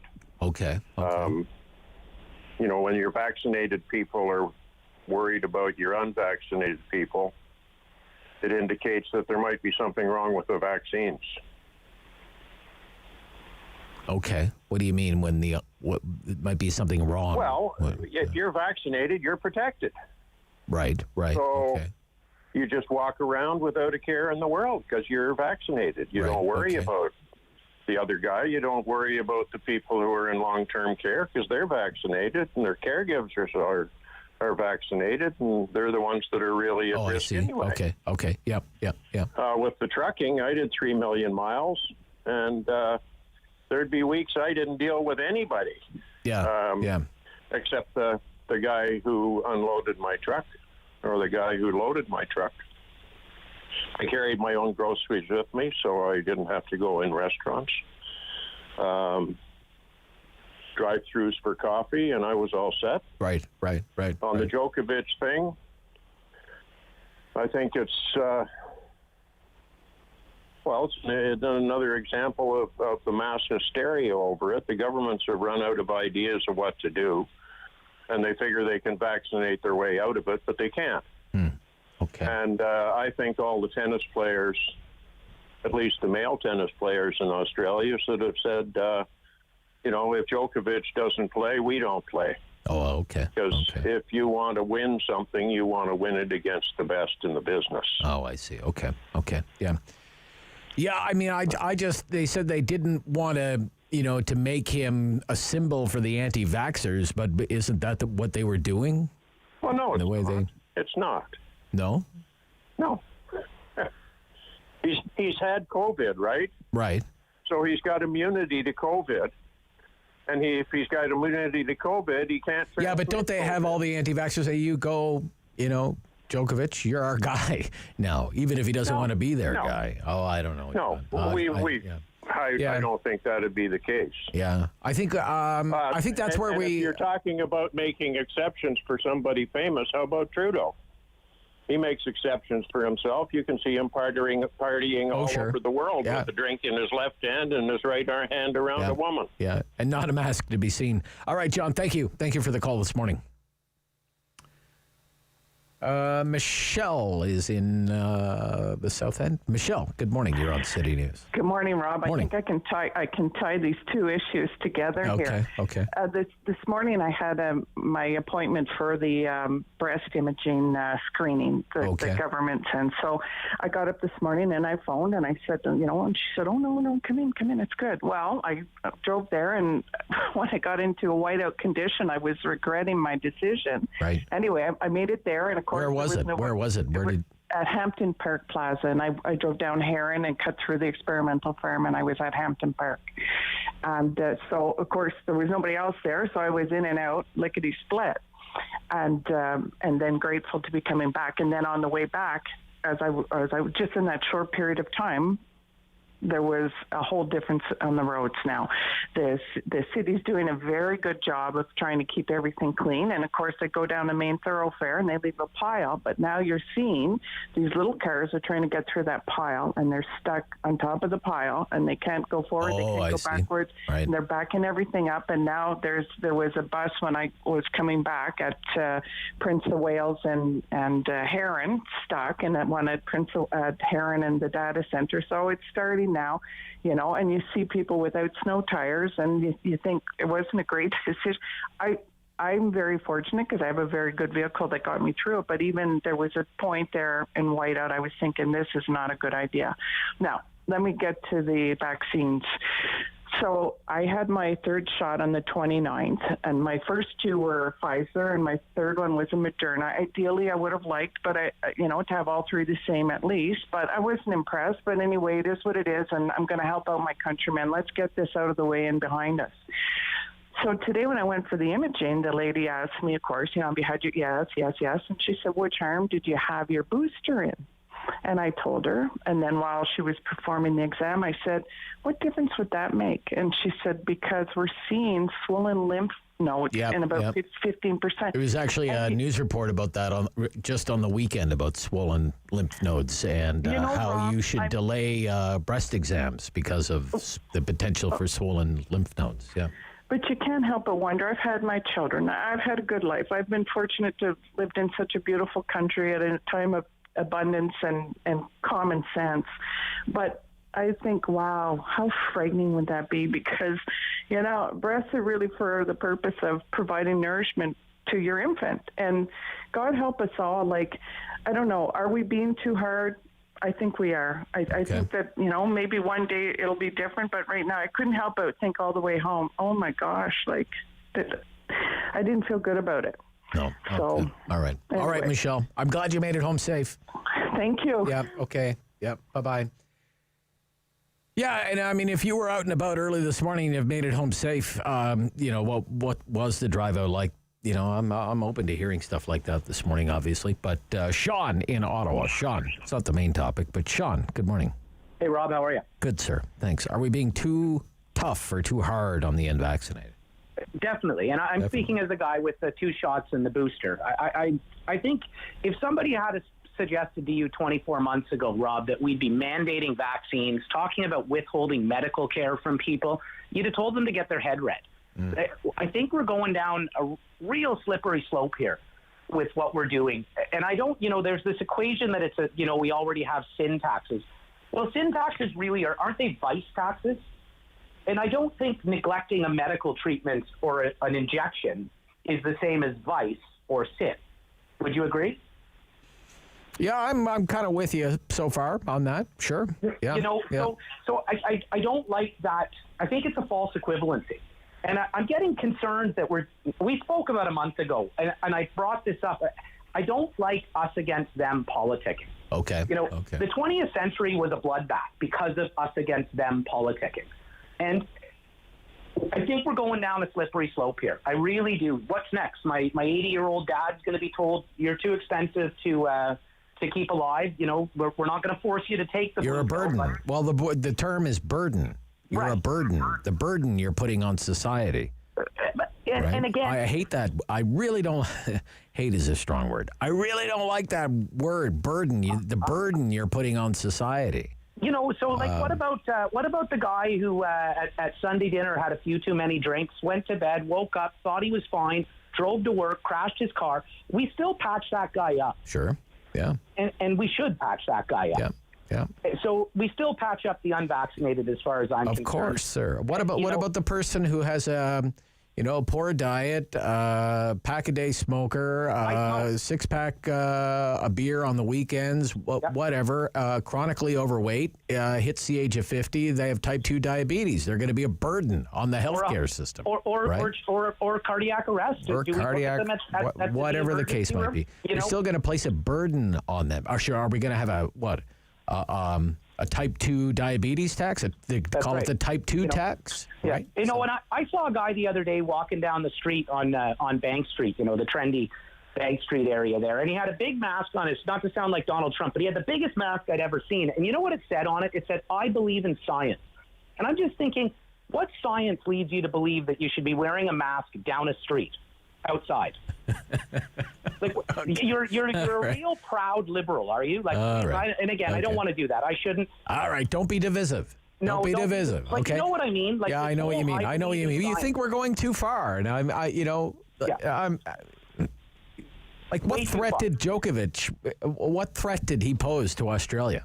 To a bunch of 23-year-old, healthy as a human being can ever be, people.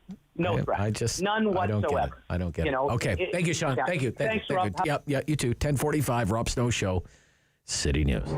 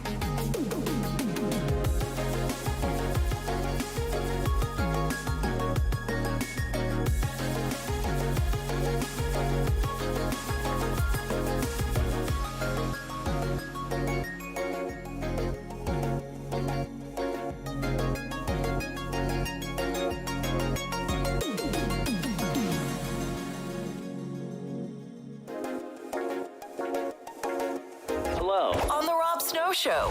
The phone lines are open at 613-750-1310. Now, the Rob Snow Show continues. Are we being too tough? Too tough on the unvaccinated? For example, this is the write-up in the Globe this morning about the situation with the truckers. Quote, food and trade experts are warning that a shortage of cross-border truck drivers could compound existing supply chain problems, adding to inflation in the price of food and manufactured goods. Dennis Darby, president and CEO of Canadian Manufacturers and Exporters, says $1.5 billion worth of goods travels between the U.S. and Canada every day. 80% of it goes by truck. He said manufactured products such as car parts, packaged food products are at risk of being in short supply since many materials such as ingredients and chemicals move back and forth from the border through different stages of the manufacturing process. And Sylvain Charlebois, we've had him on the show before, the food professor of food policy and distribution, Dalhousie University, Halifax, said consumers will feel the effect of supply chain issues more than Americans, especially in grocery stores, because of our greater reliance on the United States for such things as produce during the winter season. So there you go. We're going to pay more for food, as if that hasn't been a problem already.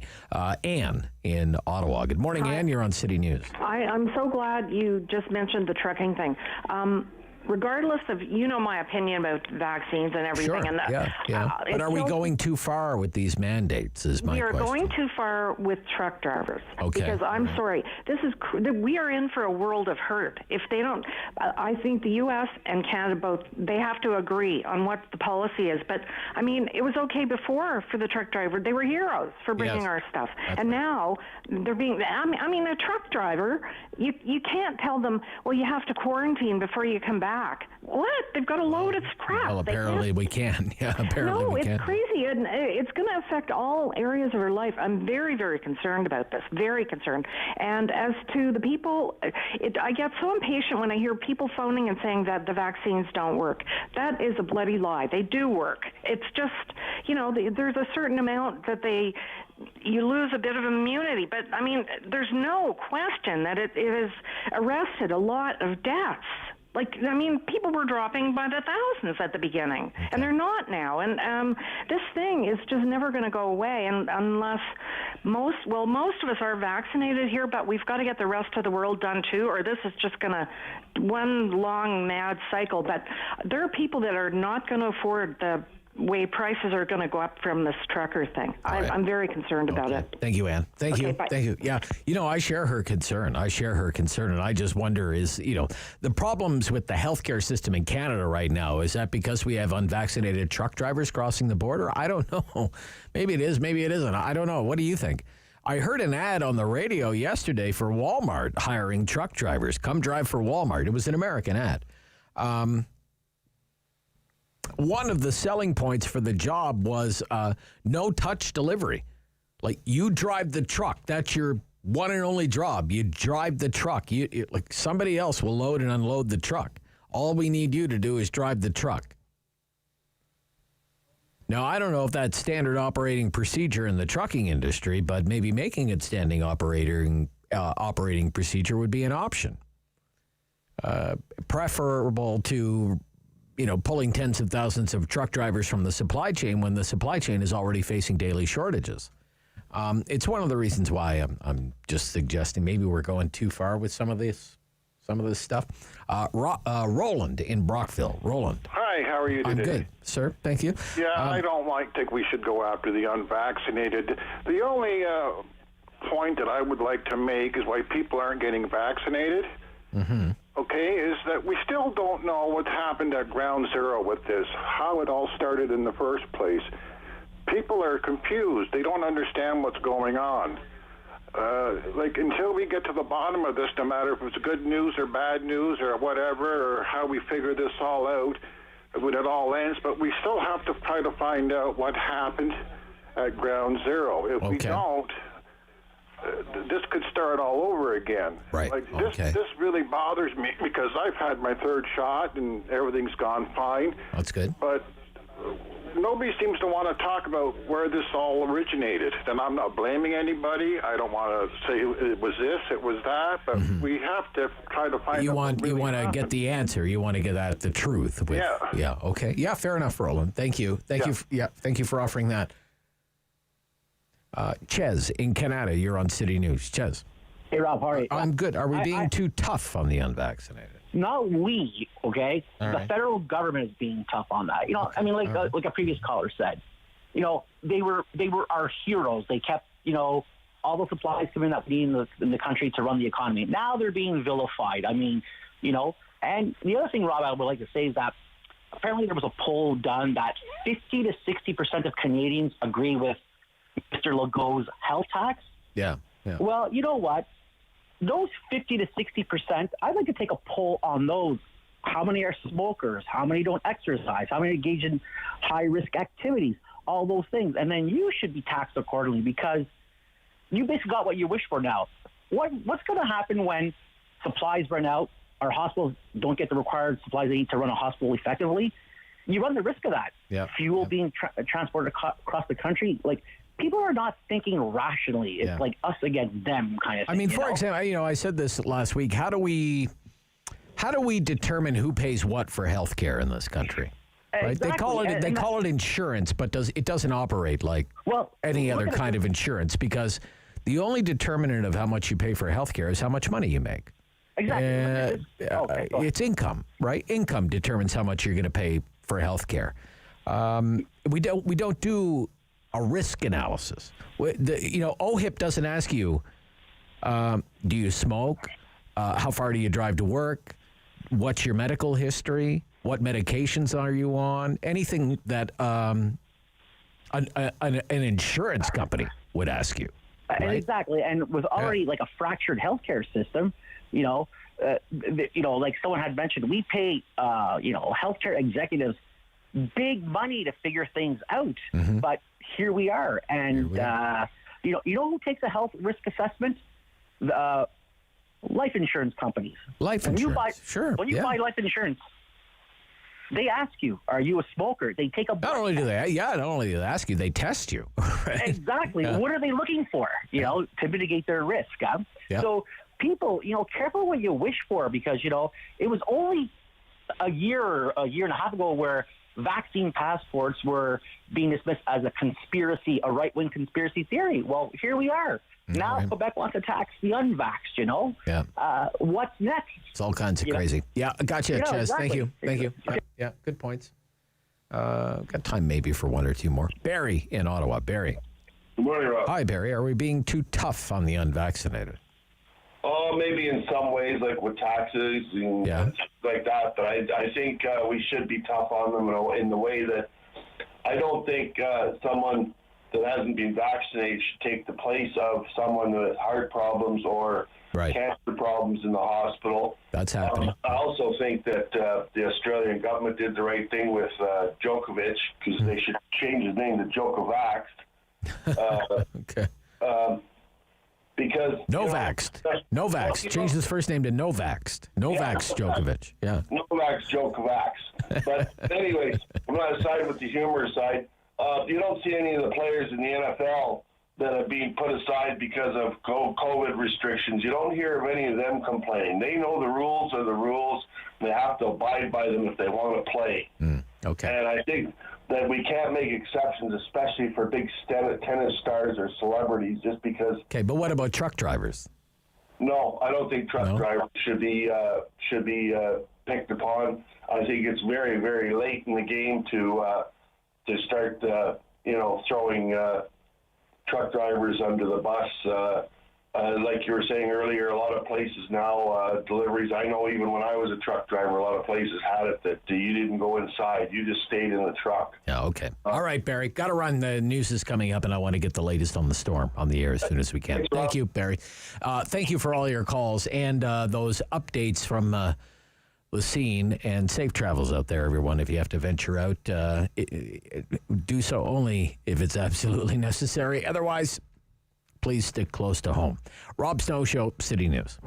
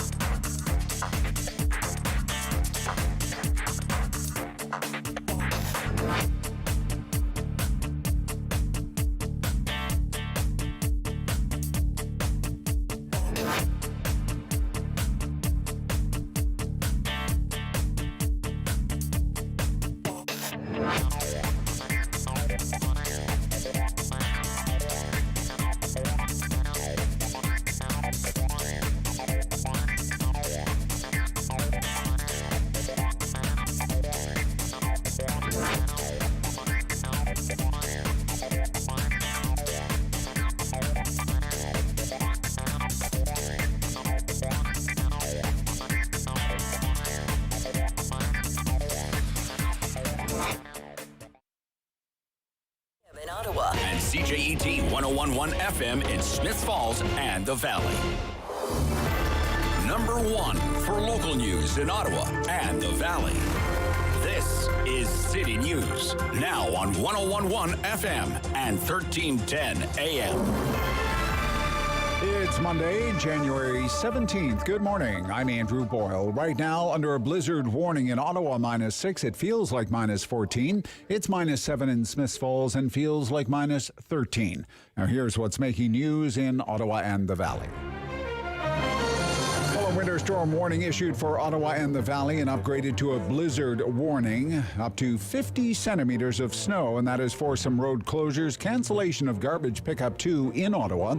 City News Extreme Weather Center is open. It's brought to you by your Ontario Subaru dealer.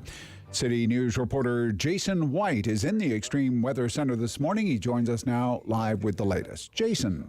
Andrew, the plow drivers have been going hard, but this snowstorm's quite the match. City News meteorologist Jill Taylor forecasts 25 to 40 centimeters of snow today in Ottawa and the Valley. The lower end up for areas around Pembroke and Renfrew. Some localized snow totals could hit 50 centimeters by tonight.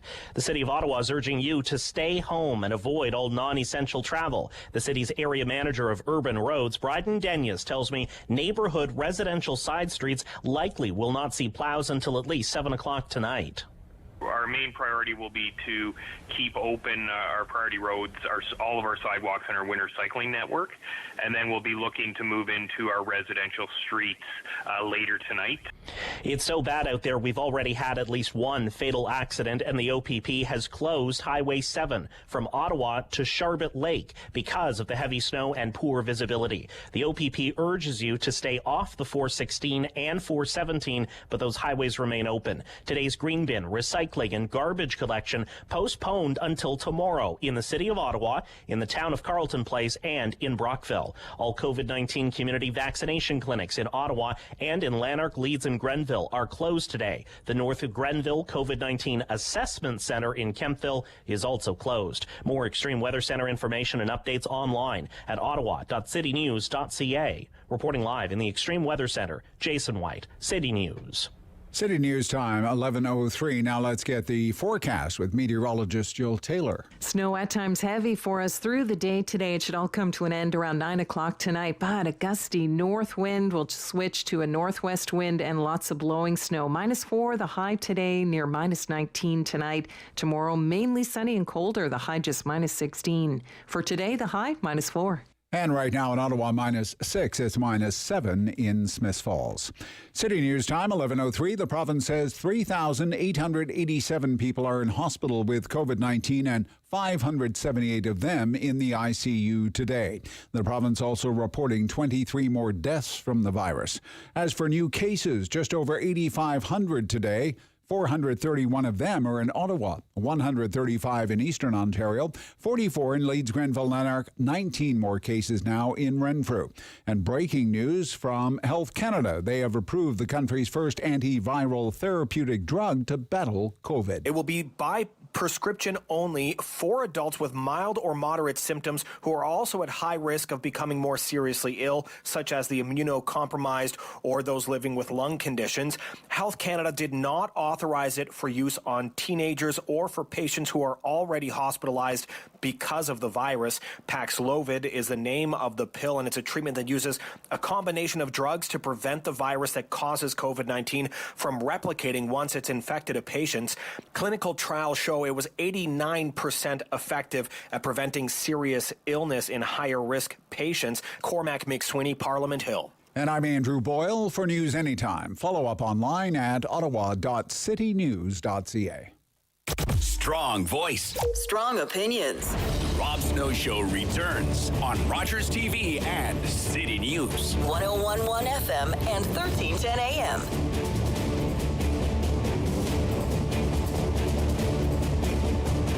Well, David, I just went to check on our vehicles in the parking lot. Oh, good. Did you bring a shovel? I do have a shovel. That's good. Am I going to need it? Yeah, we may need it. Yeah, I might need it. Okay. Our vehicles have been there since in the parking lot for the last, 5 hours or so. And, Andrew has a vehicle out there too, and he has been. What time did you get here this morning, Andrew? Andrew, what time did you get here this morning? I got here at 3:20. 3:20. Okay, you're going to need a tow truck. Yeah.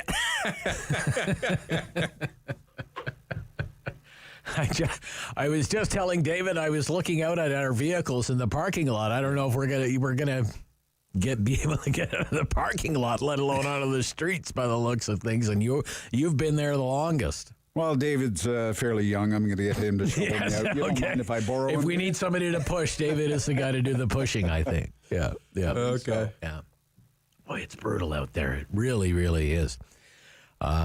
Jeffrey Johnston is... He is our international affairs correspondent with the Kingston Whig Standard, columnist with the Kingston Whig Standard. He's kind of our Brockville correspondent. Good morning. Good morning. How is it south of here? Well, Brockville's on the St. Lawrence River, so we're getting some snow. Yeah, it's pretty brutal. It's a good day to stay off the roads, as they said in the newscast. There's unless you absolutely have to be on the road, you should stay home. Yeah, I mean the reports from the 416 are pretty bad, and that the area where when you get off the 416 and you go onto the 401 and you're around that Brockville area is notoriously dangerous to begin with. Yeah, it's very bad around there usually. So yeah, and another spot that's often really bad is at Gananoque. I don't know if it's the air from the lake meeting the air from the river, but it's always really bad there on that stretch of the 401. They're often whiteouts around Gananoque on the 401 both directions. So this is a really good day to sit tight, because the thing is too, there are only so many first responders out there, and if you're making an unnecessary trip, then you're putting them in danger too, because then they have to go out and respond to all these calls, and there are going to be some folks out there like truckers and some people absolutely have to go to work, and they may need help. So if you don't need to be on the roads, you shouldn't be on the roads. Yeah, good advice.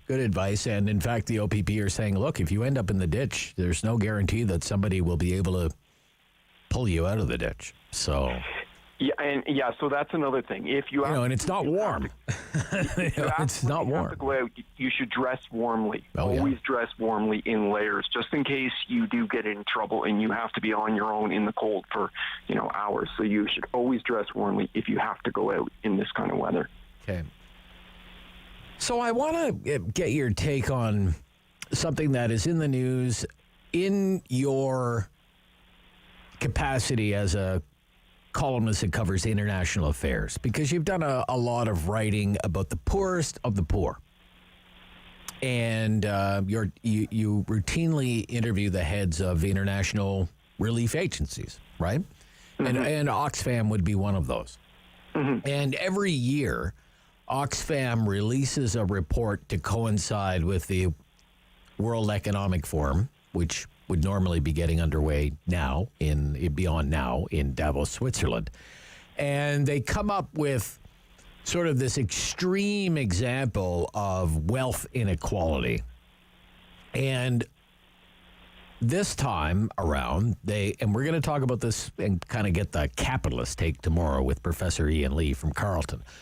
But this time around this year, they say the world's 10 richest men more than doubled their fortunes from $875 billion Canadian to $1.9 trillion Canadian. Can you imagine $1.9 trillion Canadian for 10 men?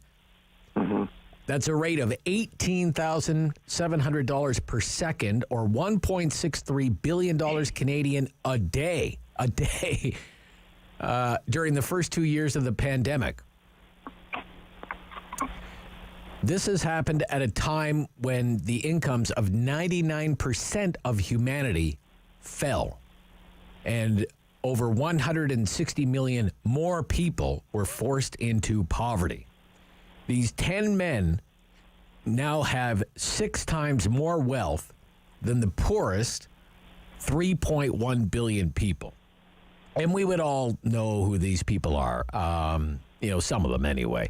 Elon Musk, Jeff Bezos, Bernard Arnault is the luxury goods fortune. Bill Gates of Microsoft, Larry Ellison, a tech mogul, Larry Page, Sergey Brin of Google, Mark Zuckerberg of Facebook, Steve Ballmer of Microsoft, and Warren Buffett, Berkshire Hathaway, the 10 richest men in the world. What do you think about comparisons like that? Yeah, Oxfam does great work, but they are, I think, a little harder line language than I would use. I looked at the report. I was very interested. I'm going to go through it with a fine-tooth comb, and the report's entitled Inequality Kills. And so you went through a lot of the points. So billionaire wealth has risen more in the last 22 months than in the last 14 years. What we're seeing right now is a pandemic windfall. It's the biggest surge in recorded history in terms of wealth, and we're seeing extreme inequality. And they use a term called economic violence. That's what they're calling it. Now, I don't use this language, and I understand why they do it. I think they do it probably to gain headlines, and they do believe that economic inequality is driving a lot of the problems in the world today. Now, I will say that a lot of their analysis is based on a lot of the stuff that I am observing. So they're saying, for example, the world's response to the pandemic has unleashed this economic violence, especially for racialized minorities and women. And in my reporting, it's pretty hard to deny any of that. And we've talked about this on the show. So they bring up the point, for example, in Brazil, black people in Brazil, because it's a multiracial society, are much more likely to die of COVID-19 than the other groups. In the United States, we've seen this. African Americans much more likely to die of COVID-19 than white Americans. And then Oxfam goes on to say that there's this growing gap between rich and poor countries. Now, I will note that in my reporting, I have noticed that many of the indicators on human development, especially things like child mortality in children under the age of 5, have gone up. Progress on eradicating malaria has been put back. I've interviewed David Morley, the head of UNICEF Canada, and he says that this is the worst UNICEF has seen many of these indicators in 75 years. And a lot of the progress that has been made in recent decades to attack child poverty, extreme poverty, unnecessary deaths of children, they're all being wiped out because of this. So Oxfam does make a lot of good points. There's also the question of they deal with climate change and the inequality regarding the crisis. They said that inequality is at the heart of the crisis. So you've got 1% of the richest people in the world emitting twice as much as the bottom 50% of the world's population in terms of carbon dioxide. It says here, the richest 1% of the world's population are responsible for more than twice as much as the carbon pollution as 3.1 billion people, making up the poorest half of humanity. Yeah, and then they also address the issue of income inequality regarding vaccines. And you and I have discussed this many times.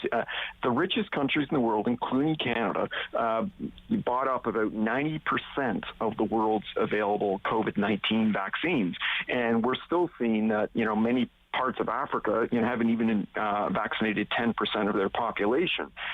And as we've talked about over and over again, this kind of greed in the end hurts everybody, including the wealthy, because the Delta variant came out of India because India wasn't able to vaccinate their own population and control it. And so we had that terrible Delta surge. Omicron, we're pretty sure that it probably came somewhere in the developing world.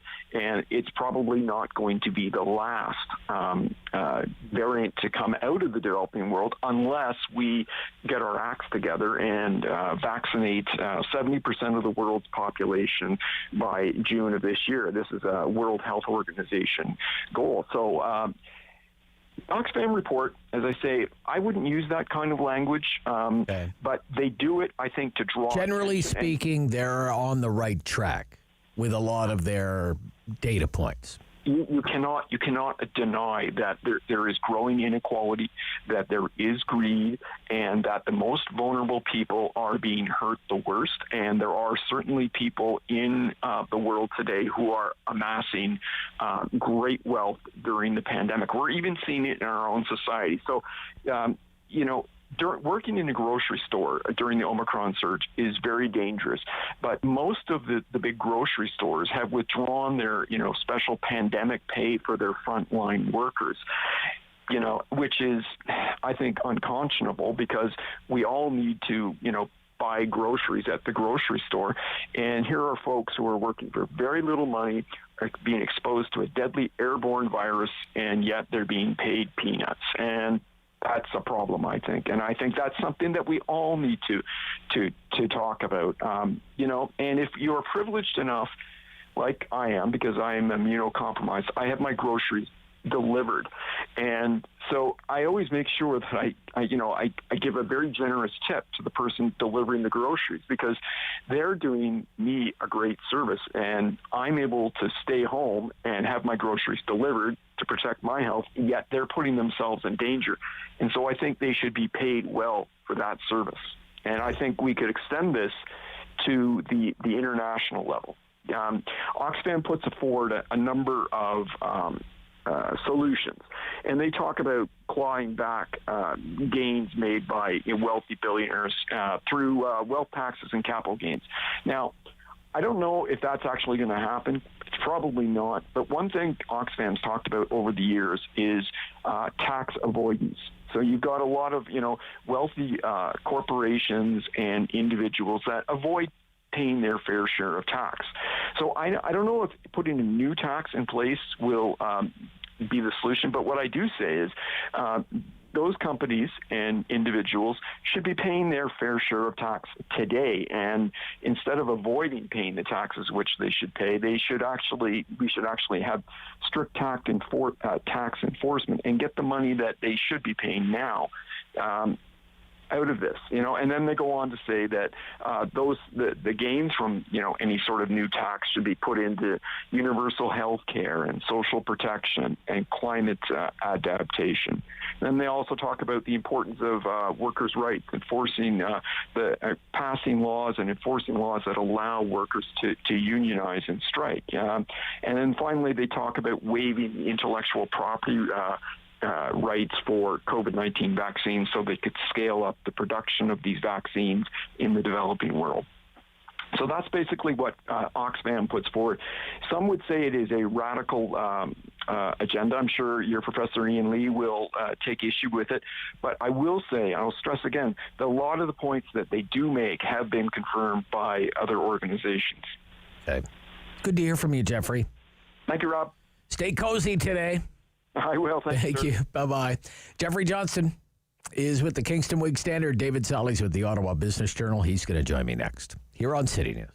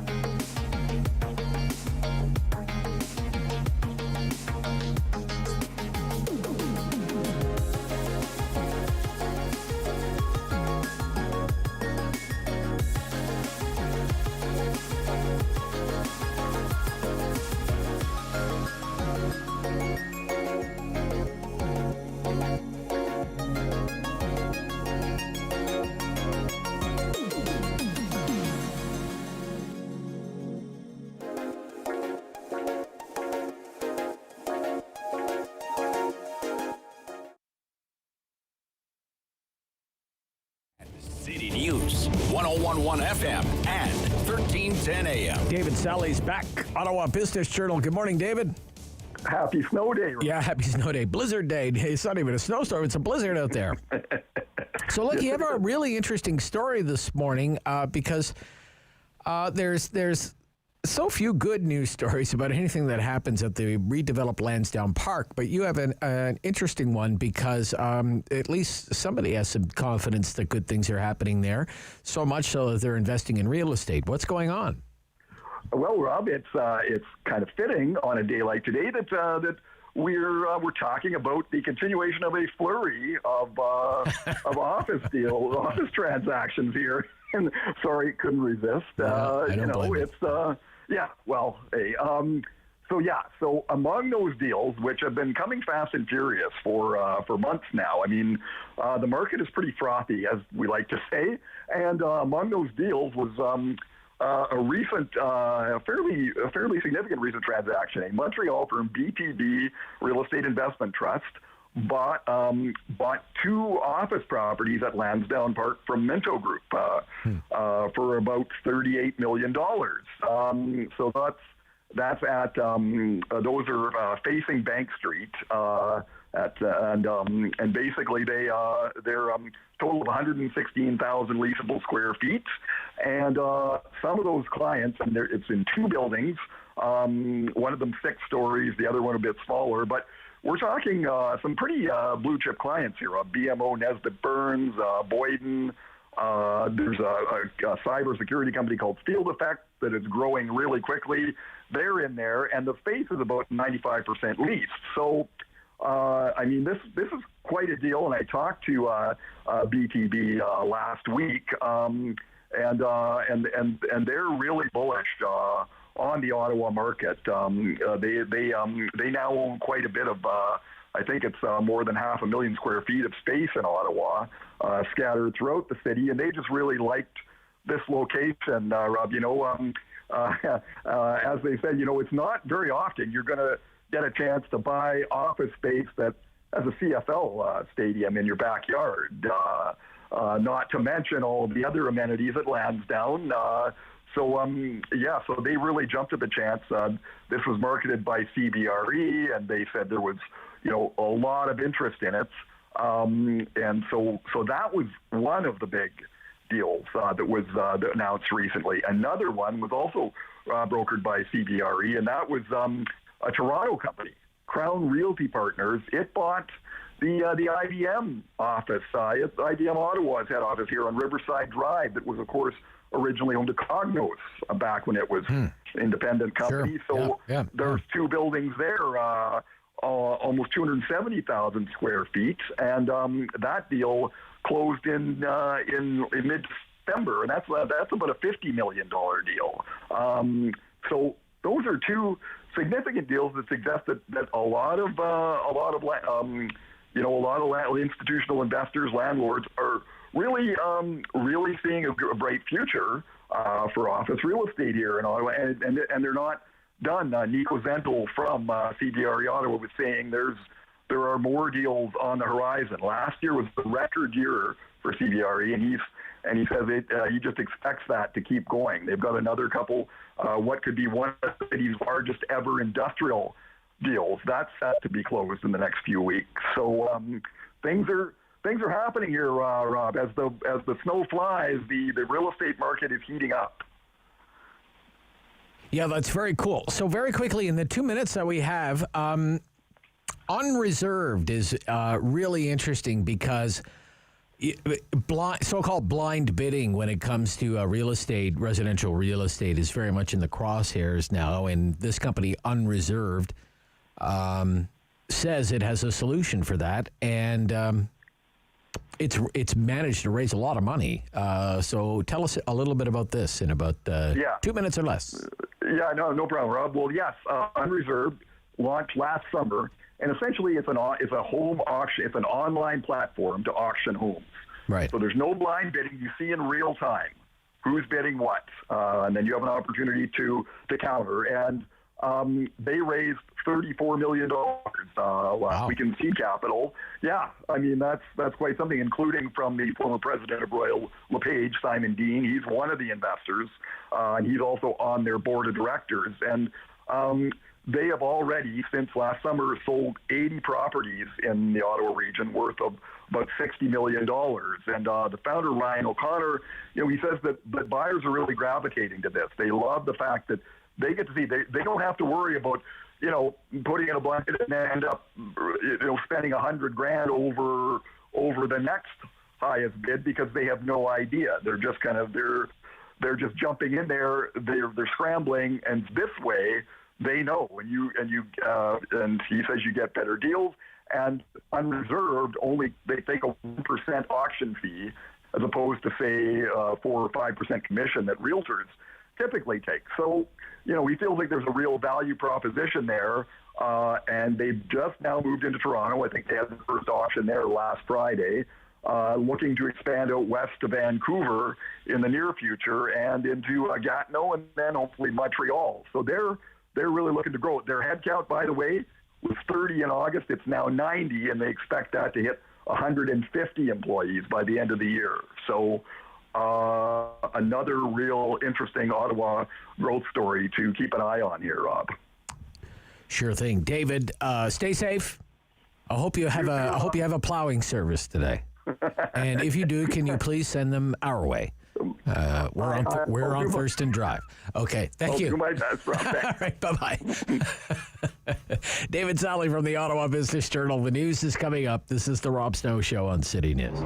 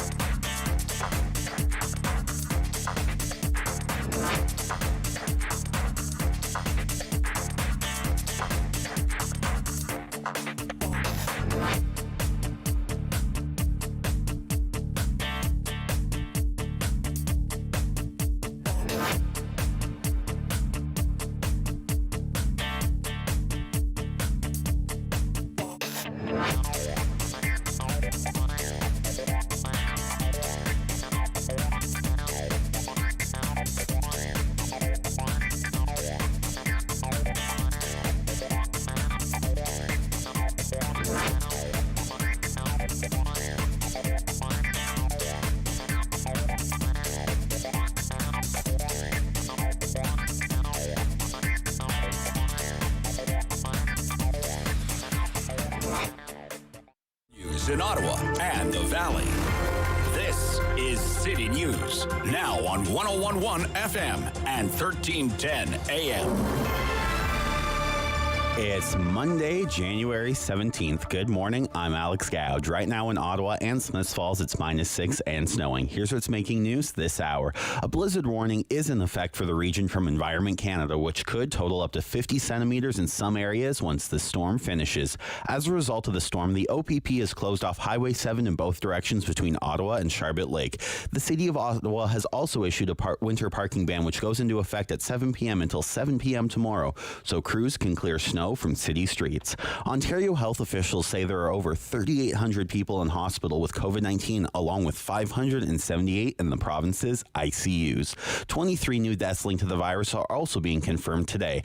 This comes as the province reports just over 8,500 new COVID-19 cases from the tests that have been conducted. Health Canada has approved Pfizer's antiviral pill for COVID-19 for adults with mild or moderate cases of the virus who are also at high risk of becoming more seriously ill. It is not authorized for teens or patients already hospitalized for COVID-19. Clinical trials show the drug is almost 90% effective at preventing serious illness in higher risk patients who received it within the first 5 days of being infected. City News Time, 11:32. I'm Alex Gouge. For news anytime, follow up online at ottawa.citynews.ca. Firm. Fair. Fun. The Rob Snow Show returns On Rogers TV and City News. 101.1 FM. and 1310 AM. So 11:32, we're in the home stretch here of the Rob Snow Show. Money Monday is just ahead with Peter Fraser from Manulife Securities and Cardinal Planning. Ottawa weather records. I've been a follower on Twitter of Ottawa weather records for a long time. At YOW_weather is the Twitter account. At YOW_weather. And it says that as of 10 o'clock this morning, we already had 34 centimeters of snow down as of 10 o'clock this morning. And that it makes it today's snowiest January day in more than 50 years. Snowiest January day in more than 50 years, since January 30th, 1966. And it says, and it has a very nice graph here. It says, I'm just looking at it here, that between, I would say, around 8 o'clock, going up to 10 o'clock, we went, at 8 o'clock, we only had down like maybe 10 centimeters of snow. And like the snow really came down in like one big, huge dump between 8 and 10. We jumped from about 10 centimeters up to 34 centimeters. 34 centimeters. That's as of 10 o'clock. And now it's, just past 11:30. So, they were saying 50, and I didn't think we would hit 50. We may very well hit 50 because it's still coming down out there, and it doesn't seem as though it's done with us yet. Now, turning our attention to Ontario politics, because some MPPs and very high-profile cabinet ministers have said when it comes to the Ford government, we're done. We're done with the Ford government. Talking about Jeff Urick and Rod Phillips, two very big names that have said we're not going to seek re-election. In fact, we quit. So let's get into what could be going on here. Neil Brody is back. He's vice president of Blue Sky Strategy Group. Good morning. Good morning, Rob. How are you doing this morning? I'm okay. My vehicle has been in the parking lot since about 6 o'clock this morning, so I'm just wondering what awaits me when I get out there. I was listening to you since the top of the hour, and I feel for your producer, David, who you volunteered to dig you out. Well, he's the one with the shovel, right? So excellent. And plus, he's much younger than me. He's Gen Z, so whereas I'm Gen X, so it's only right that he should shovel me out, I think. Well, once he's done there, maybe you can send him over to my place. I will do. What direction, sir? What direction? West of downtown. West of downtown. My gosh, quite a day on the weather front. It most certainly is. So a lot of people are lucky that they get to work from home. So yeah. I must ask you, Ontario politics, what do you think is going on? Are there troubles in Ford Nation? Neil Brody? Well, another interesting day in politics, as you know, Rob. Troubles, I wouldn't put it that way. You said, as we saw, I think it was last week, Rod Phillips said he's not going to run again. Jeff Urick has said he's not going to run again. There's a number of MPs, long-time MPs retiring, Norm Miller and Jim McDonnell. Yeah, McDonnell. McDonnell. And a couple of other long-standing MPs, Randy Pettipies and Ms. Martow.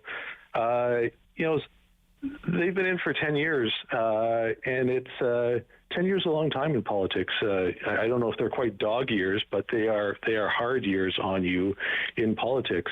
Some of the other people who are running again have been in for one term, and some people run in politics and find that it sounds like a good idea at the time, but once they're in, it's not quite what they're looking for. I don't begrudge Mr. Phillips getting out of politics. He had quite a successful business career before politics. He came in and did his one term of public service, and getting out, we're in a day and age now, Rob, of it's very hard to improve your profile in politics.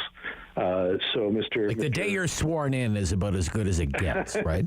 Exactly. Yeah. Exactly. Back in, I worked. I was a small cog in the Harper government, and my first employer was Minister Fortier, Michael Fortier from Montreal. Sure. He was a successful businessman, and he told our staff the first day there, I came into this game with a very good profession and a very good name, and if any of you, screw it up, although those weren't the words he used, I won't be very happy about it, and those weren't quite the words he used either. So I don't begrudge Mr. Phillips. Some of the others have been in there for 10, 12, 20 years. For Jeff Urich, 3 terms, right? 3 terms. So yeah.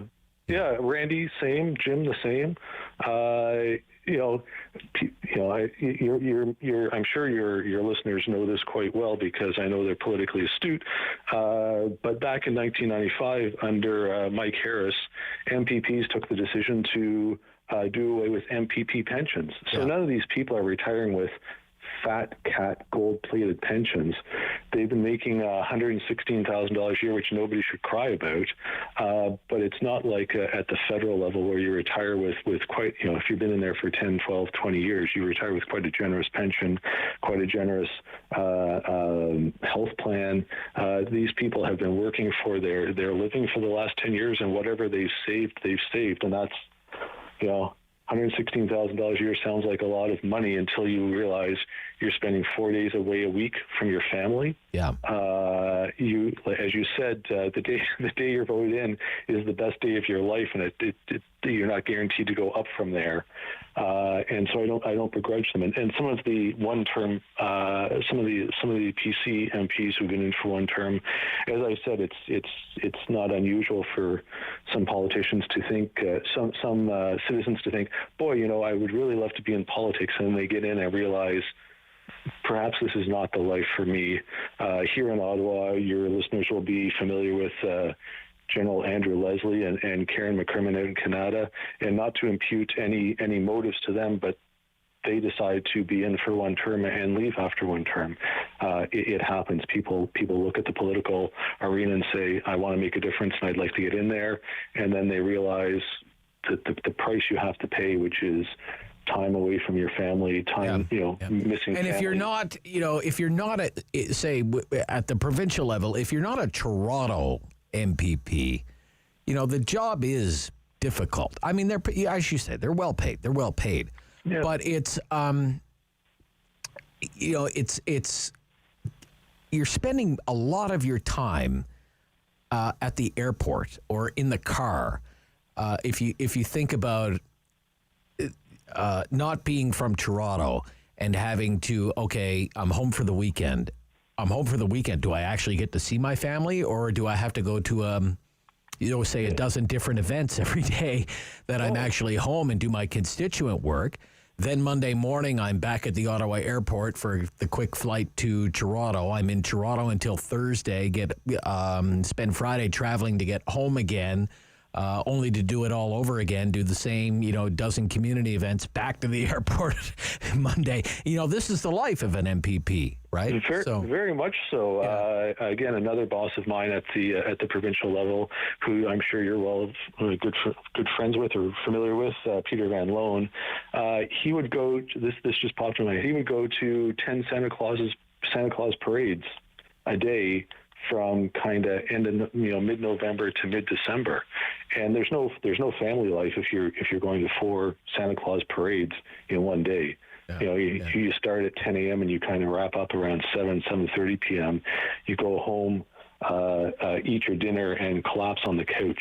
And it is draining, very draining.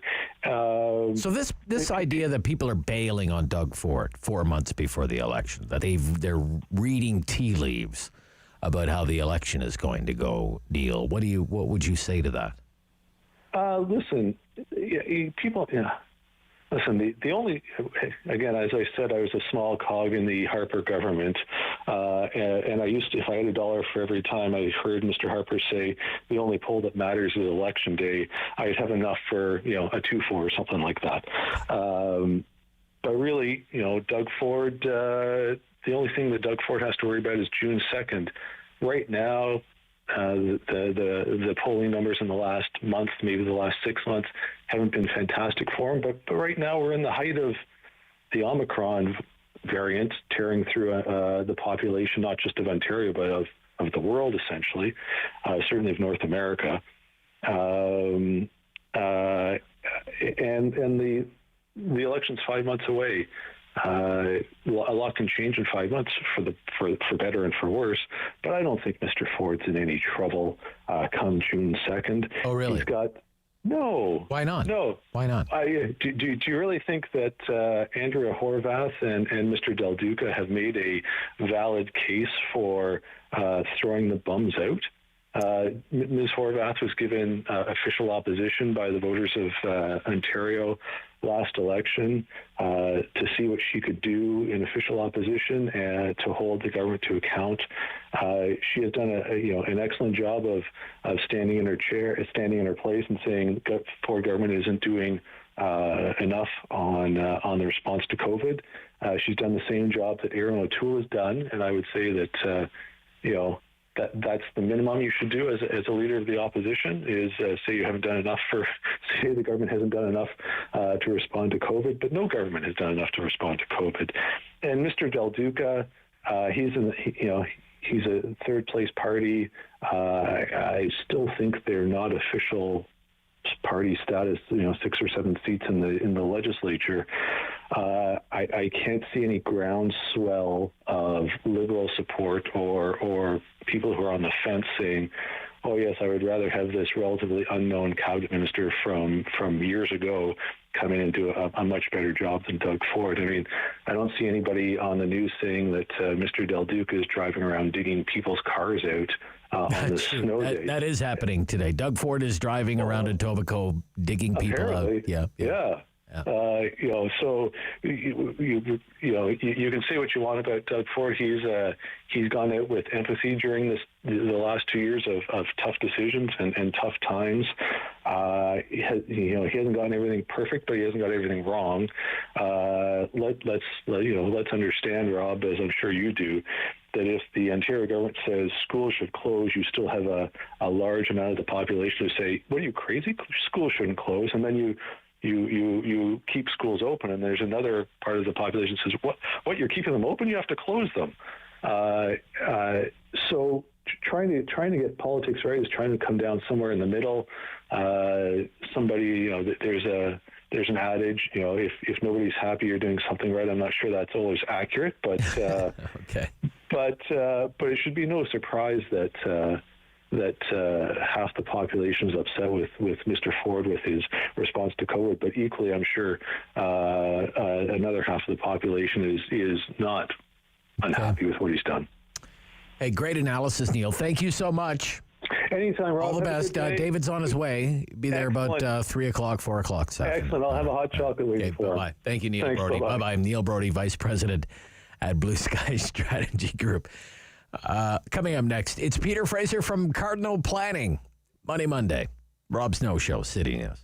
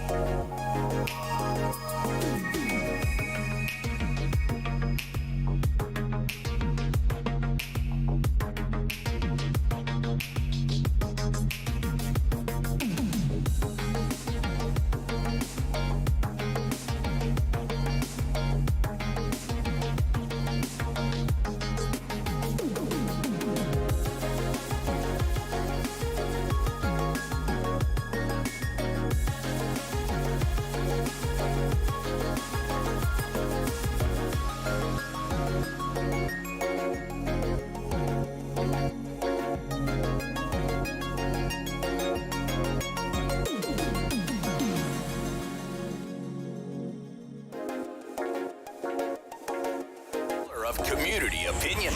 The Rob Snow Show returns On Rogers TV and City News. 1011 FM and 1310 AM. We're just taking a look at the markets here, and it's a good one for the Canadian market. Up 178 points right now, 21,534 for the Toronto index. The U.S. markets are closed today because it's the Martin Luther King Jr. holiday.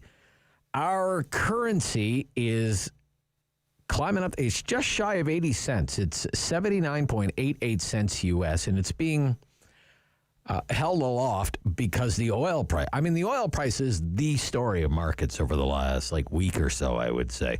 83.5 U.S. dollars now on West Texas. And Brent, I heard Mike Eppel, our markets reporter this morning, Brent is at the highest price it's been since 2014. And you see that around town in the price at the pump. What I saw $1.46 this morning for gas. So, and Bitcoin is 42 grand, 42,195. But the oil price, if you think of the oil price is at 83.52 right now. As recently as December 20th, so just before Christmas, it was $68 a barrel. And here it is at $83 a barrel. So that's kind of like the story when it comes to financial markets, which is not the same as financial planning. And it's Money Monday. And that means we welcome back Peter Fraser from Cardinal Planning and Manulife Securities. Good morning. From my igloo in Stittsville. That's good. That's good. Good to hear from you. So today we're going to talk about planning challenges that retirees often overlook. And you've come up with a few. One of them is family dynamics. Tell us about that, Peter. Yeah, I call that overlooked challenge number one. So this is one that actually is growing. And basically the desire of one generation to financially assist another. So think of maybe mom and dad with housing help for kids, and that sometimes can be in the multiples, or grandparents with education hopes for their grands. Folks want to help, but obviously not at the expense or the detriment of their own retirement plans. So, and of course, people are all along this spectrum from I can't do anything or I don't care to do anything to I may be overly generous to my own detriment. So they're best informed by using the financial plan to test capacity for these kinds of intergenerational wealth sharing ideas, these so-called early inheritances. And basically, there's no secret to it. There's great software out there to help. I use a product called NaviPlan. In fact, I think they just changed their name to Invest Cloud. But these kinds of tools clearly help us show retirees what they can and cannot do.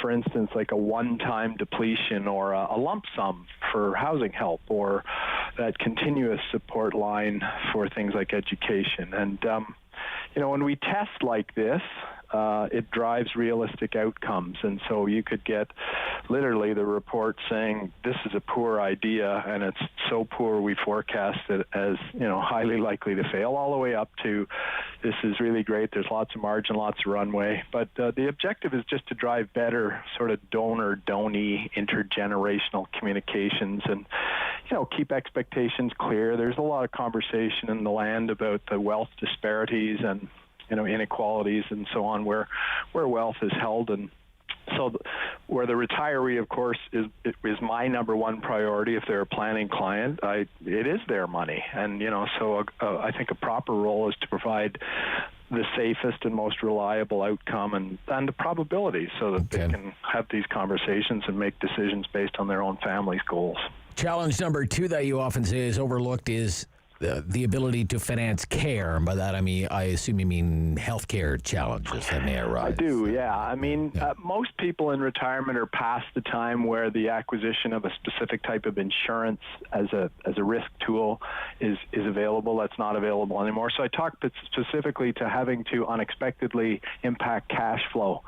And, so it's overlooked. It really is not a challenge that most people are, at the beginning anyway, factoring into what could happen. But they are if they're needed, and in many cases they will be, they do represent, just in my personal opinion, a greater potential risk than market volatility because they're almost always unexpected. And when they're needed, care cost, if you have any familiarity with these, they can really burn hot, effectively doubling cash flow needs and bringing in a bunch of uncertainty. So even with great genes and healthy living, it's my view that a better strategy than just hope can be pursued. Here again, we kind of stress test by adding, for example, 10 years of unexpected costs in the $2,000, $3,000, $4,000, $5,000 a month range, and we layer these on top of people's current goals. So then press a button and we check the impact.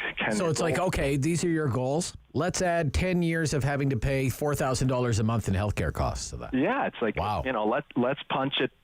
Let's punch it hard because we can, and we're not in a crisis environment. Right. And I would say this, that many times, as often as not, the results are a surprise to the positive.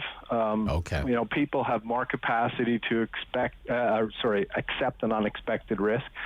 But it's always an invaluable conversation because I haven't yet met anybody whose retirement goals include, spending several $100,000 on care. But to know that it could be done and to what level is a really good, often overlooked challenge. And the last one has to do just with taxes and cash flow. Most people who are retired know that they're not getting paychecks anymore on the 15th and the 30th with deductions made. But, flows can be from a lot of areas: pensions, investments, annuities, RIFs, LIFs, TFSAs, and so on. So there's lots of moving parts, lots of need to coordinate, and especially to coordinate for tax efficiency. So another thing that happens that I find people may not be 100% prepared for is that wealth can start to decline, specifically because it's planned to do so. But, nevertheless, that can be emotionally taxing. So software, again, helps us to order the assets, the when, the how, the selection, and the sequencing. But in terms of stress testing here that I find is often overlooked is just I like to look at what happens in a prolonged negative or zero market return environment. Like if we don't get the performance that's a key piece of the plan, how do things turn out given that likelihood? What's the availability of principal guarantees on some of the invested capital as we grow older? And this is a favorite of mine, but because the 100-year-old is the longest living cohort in the country now, I always extend these plans out to age 100 as opposed to sort of the standard 90. And again, you look at the probability of success when you add these, dead weights to a plan. Okay. Always great advice, Peter. Thanks, Rob. Thank you so much. You.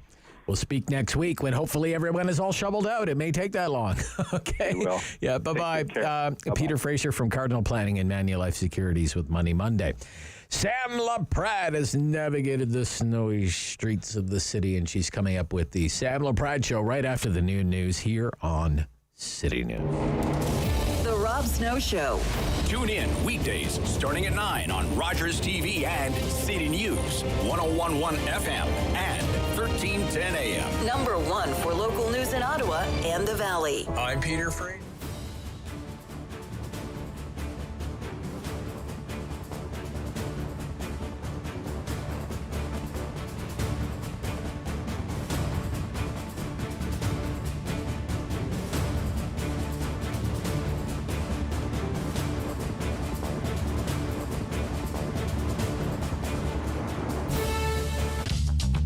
This program is brought to you by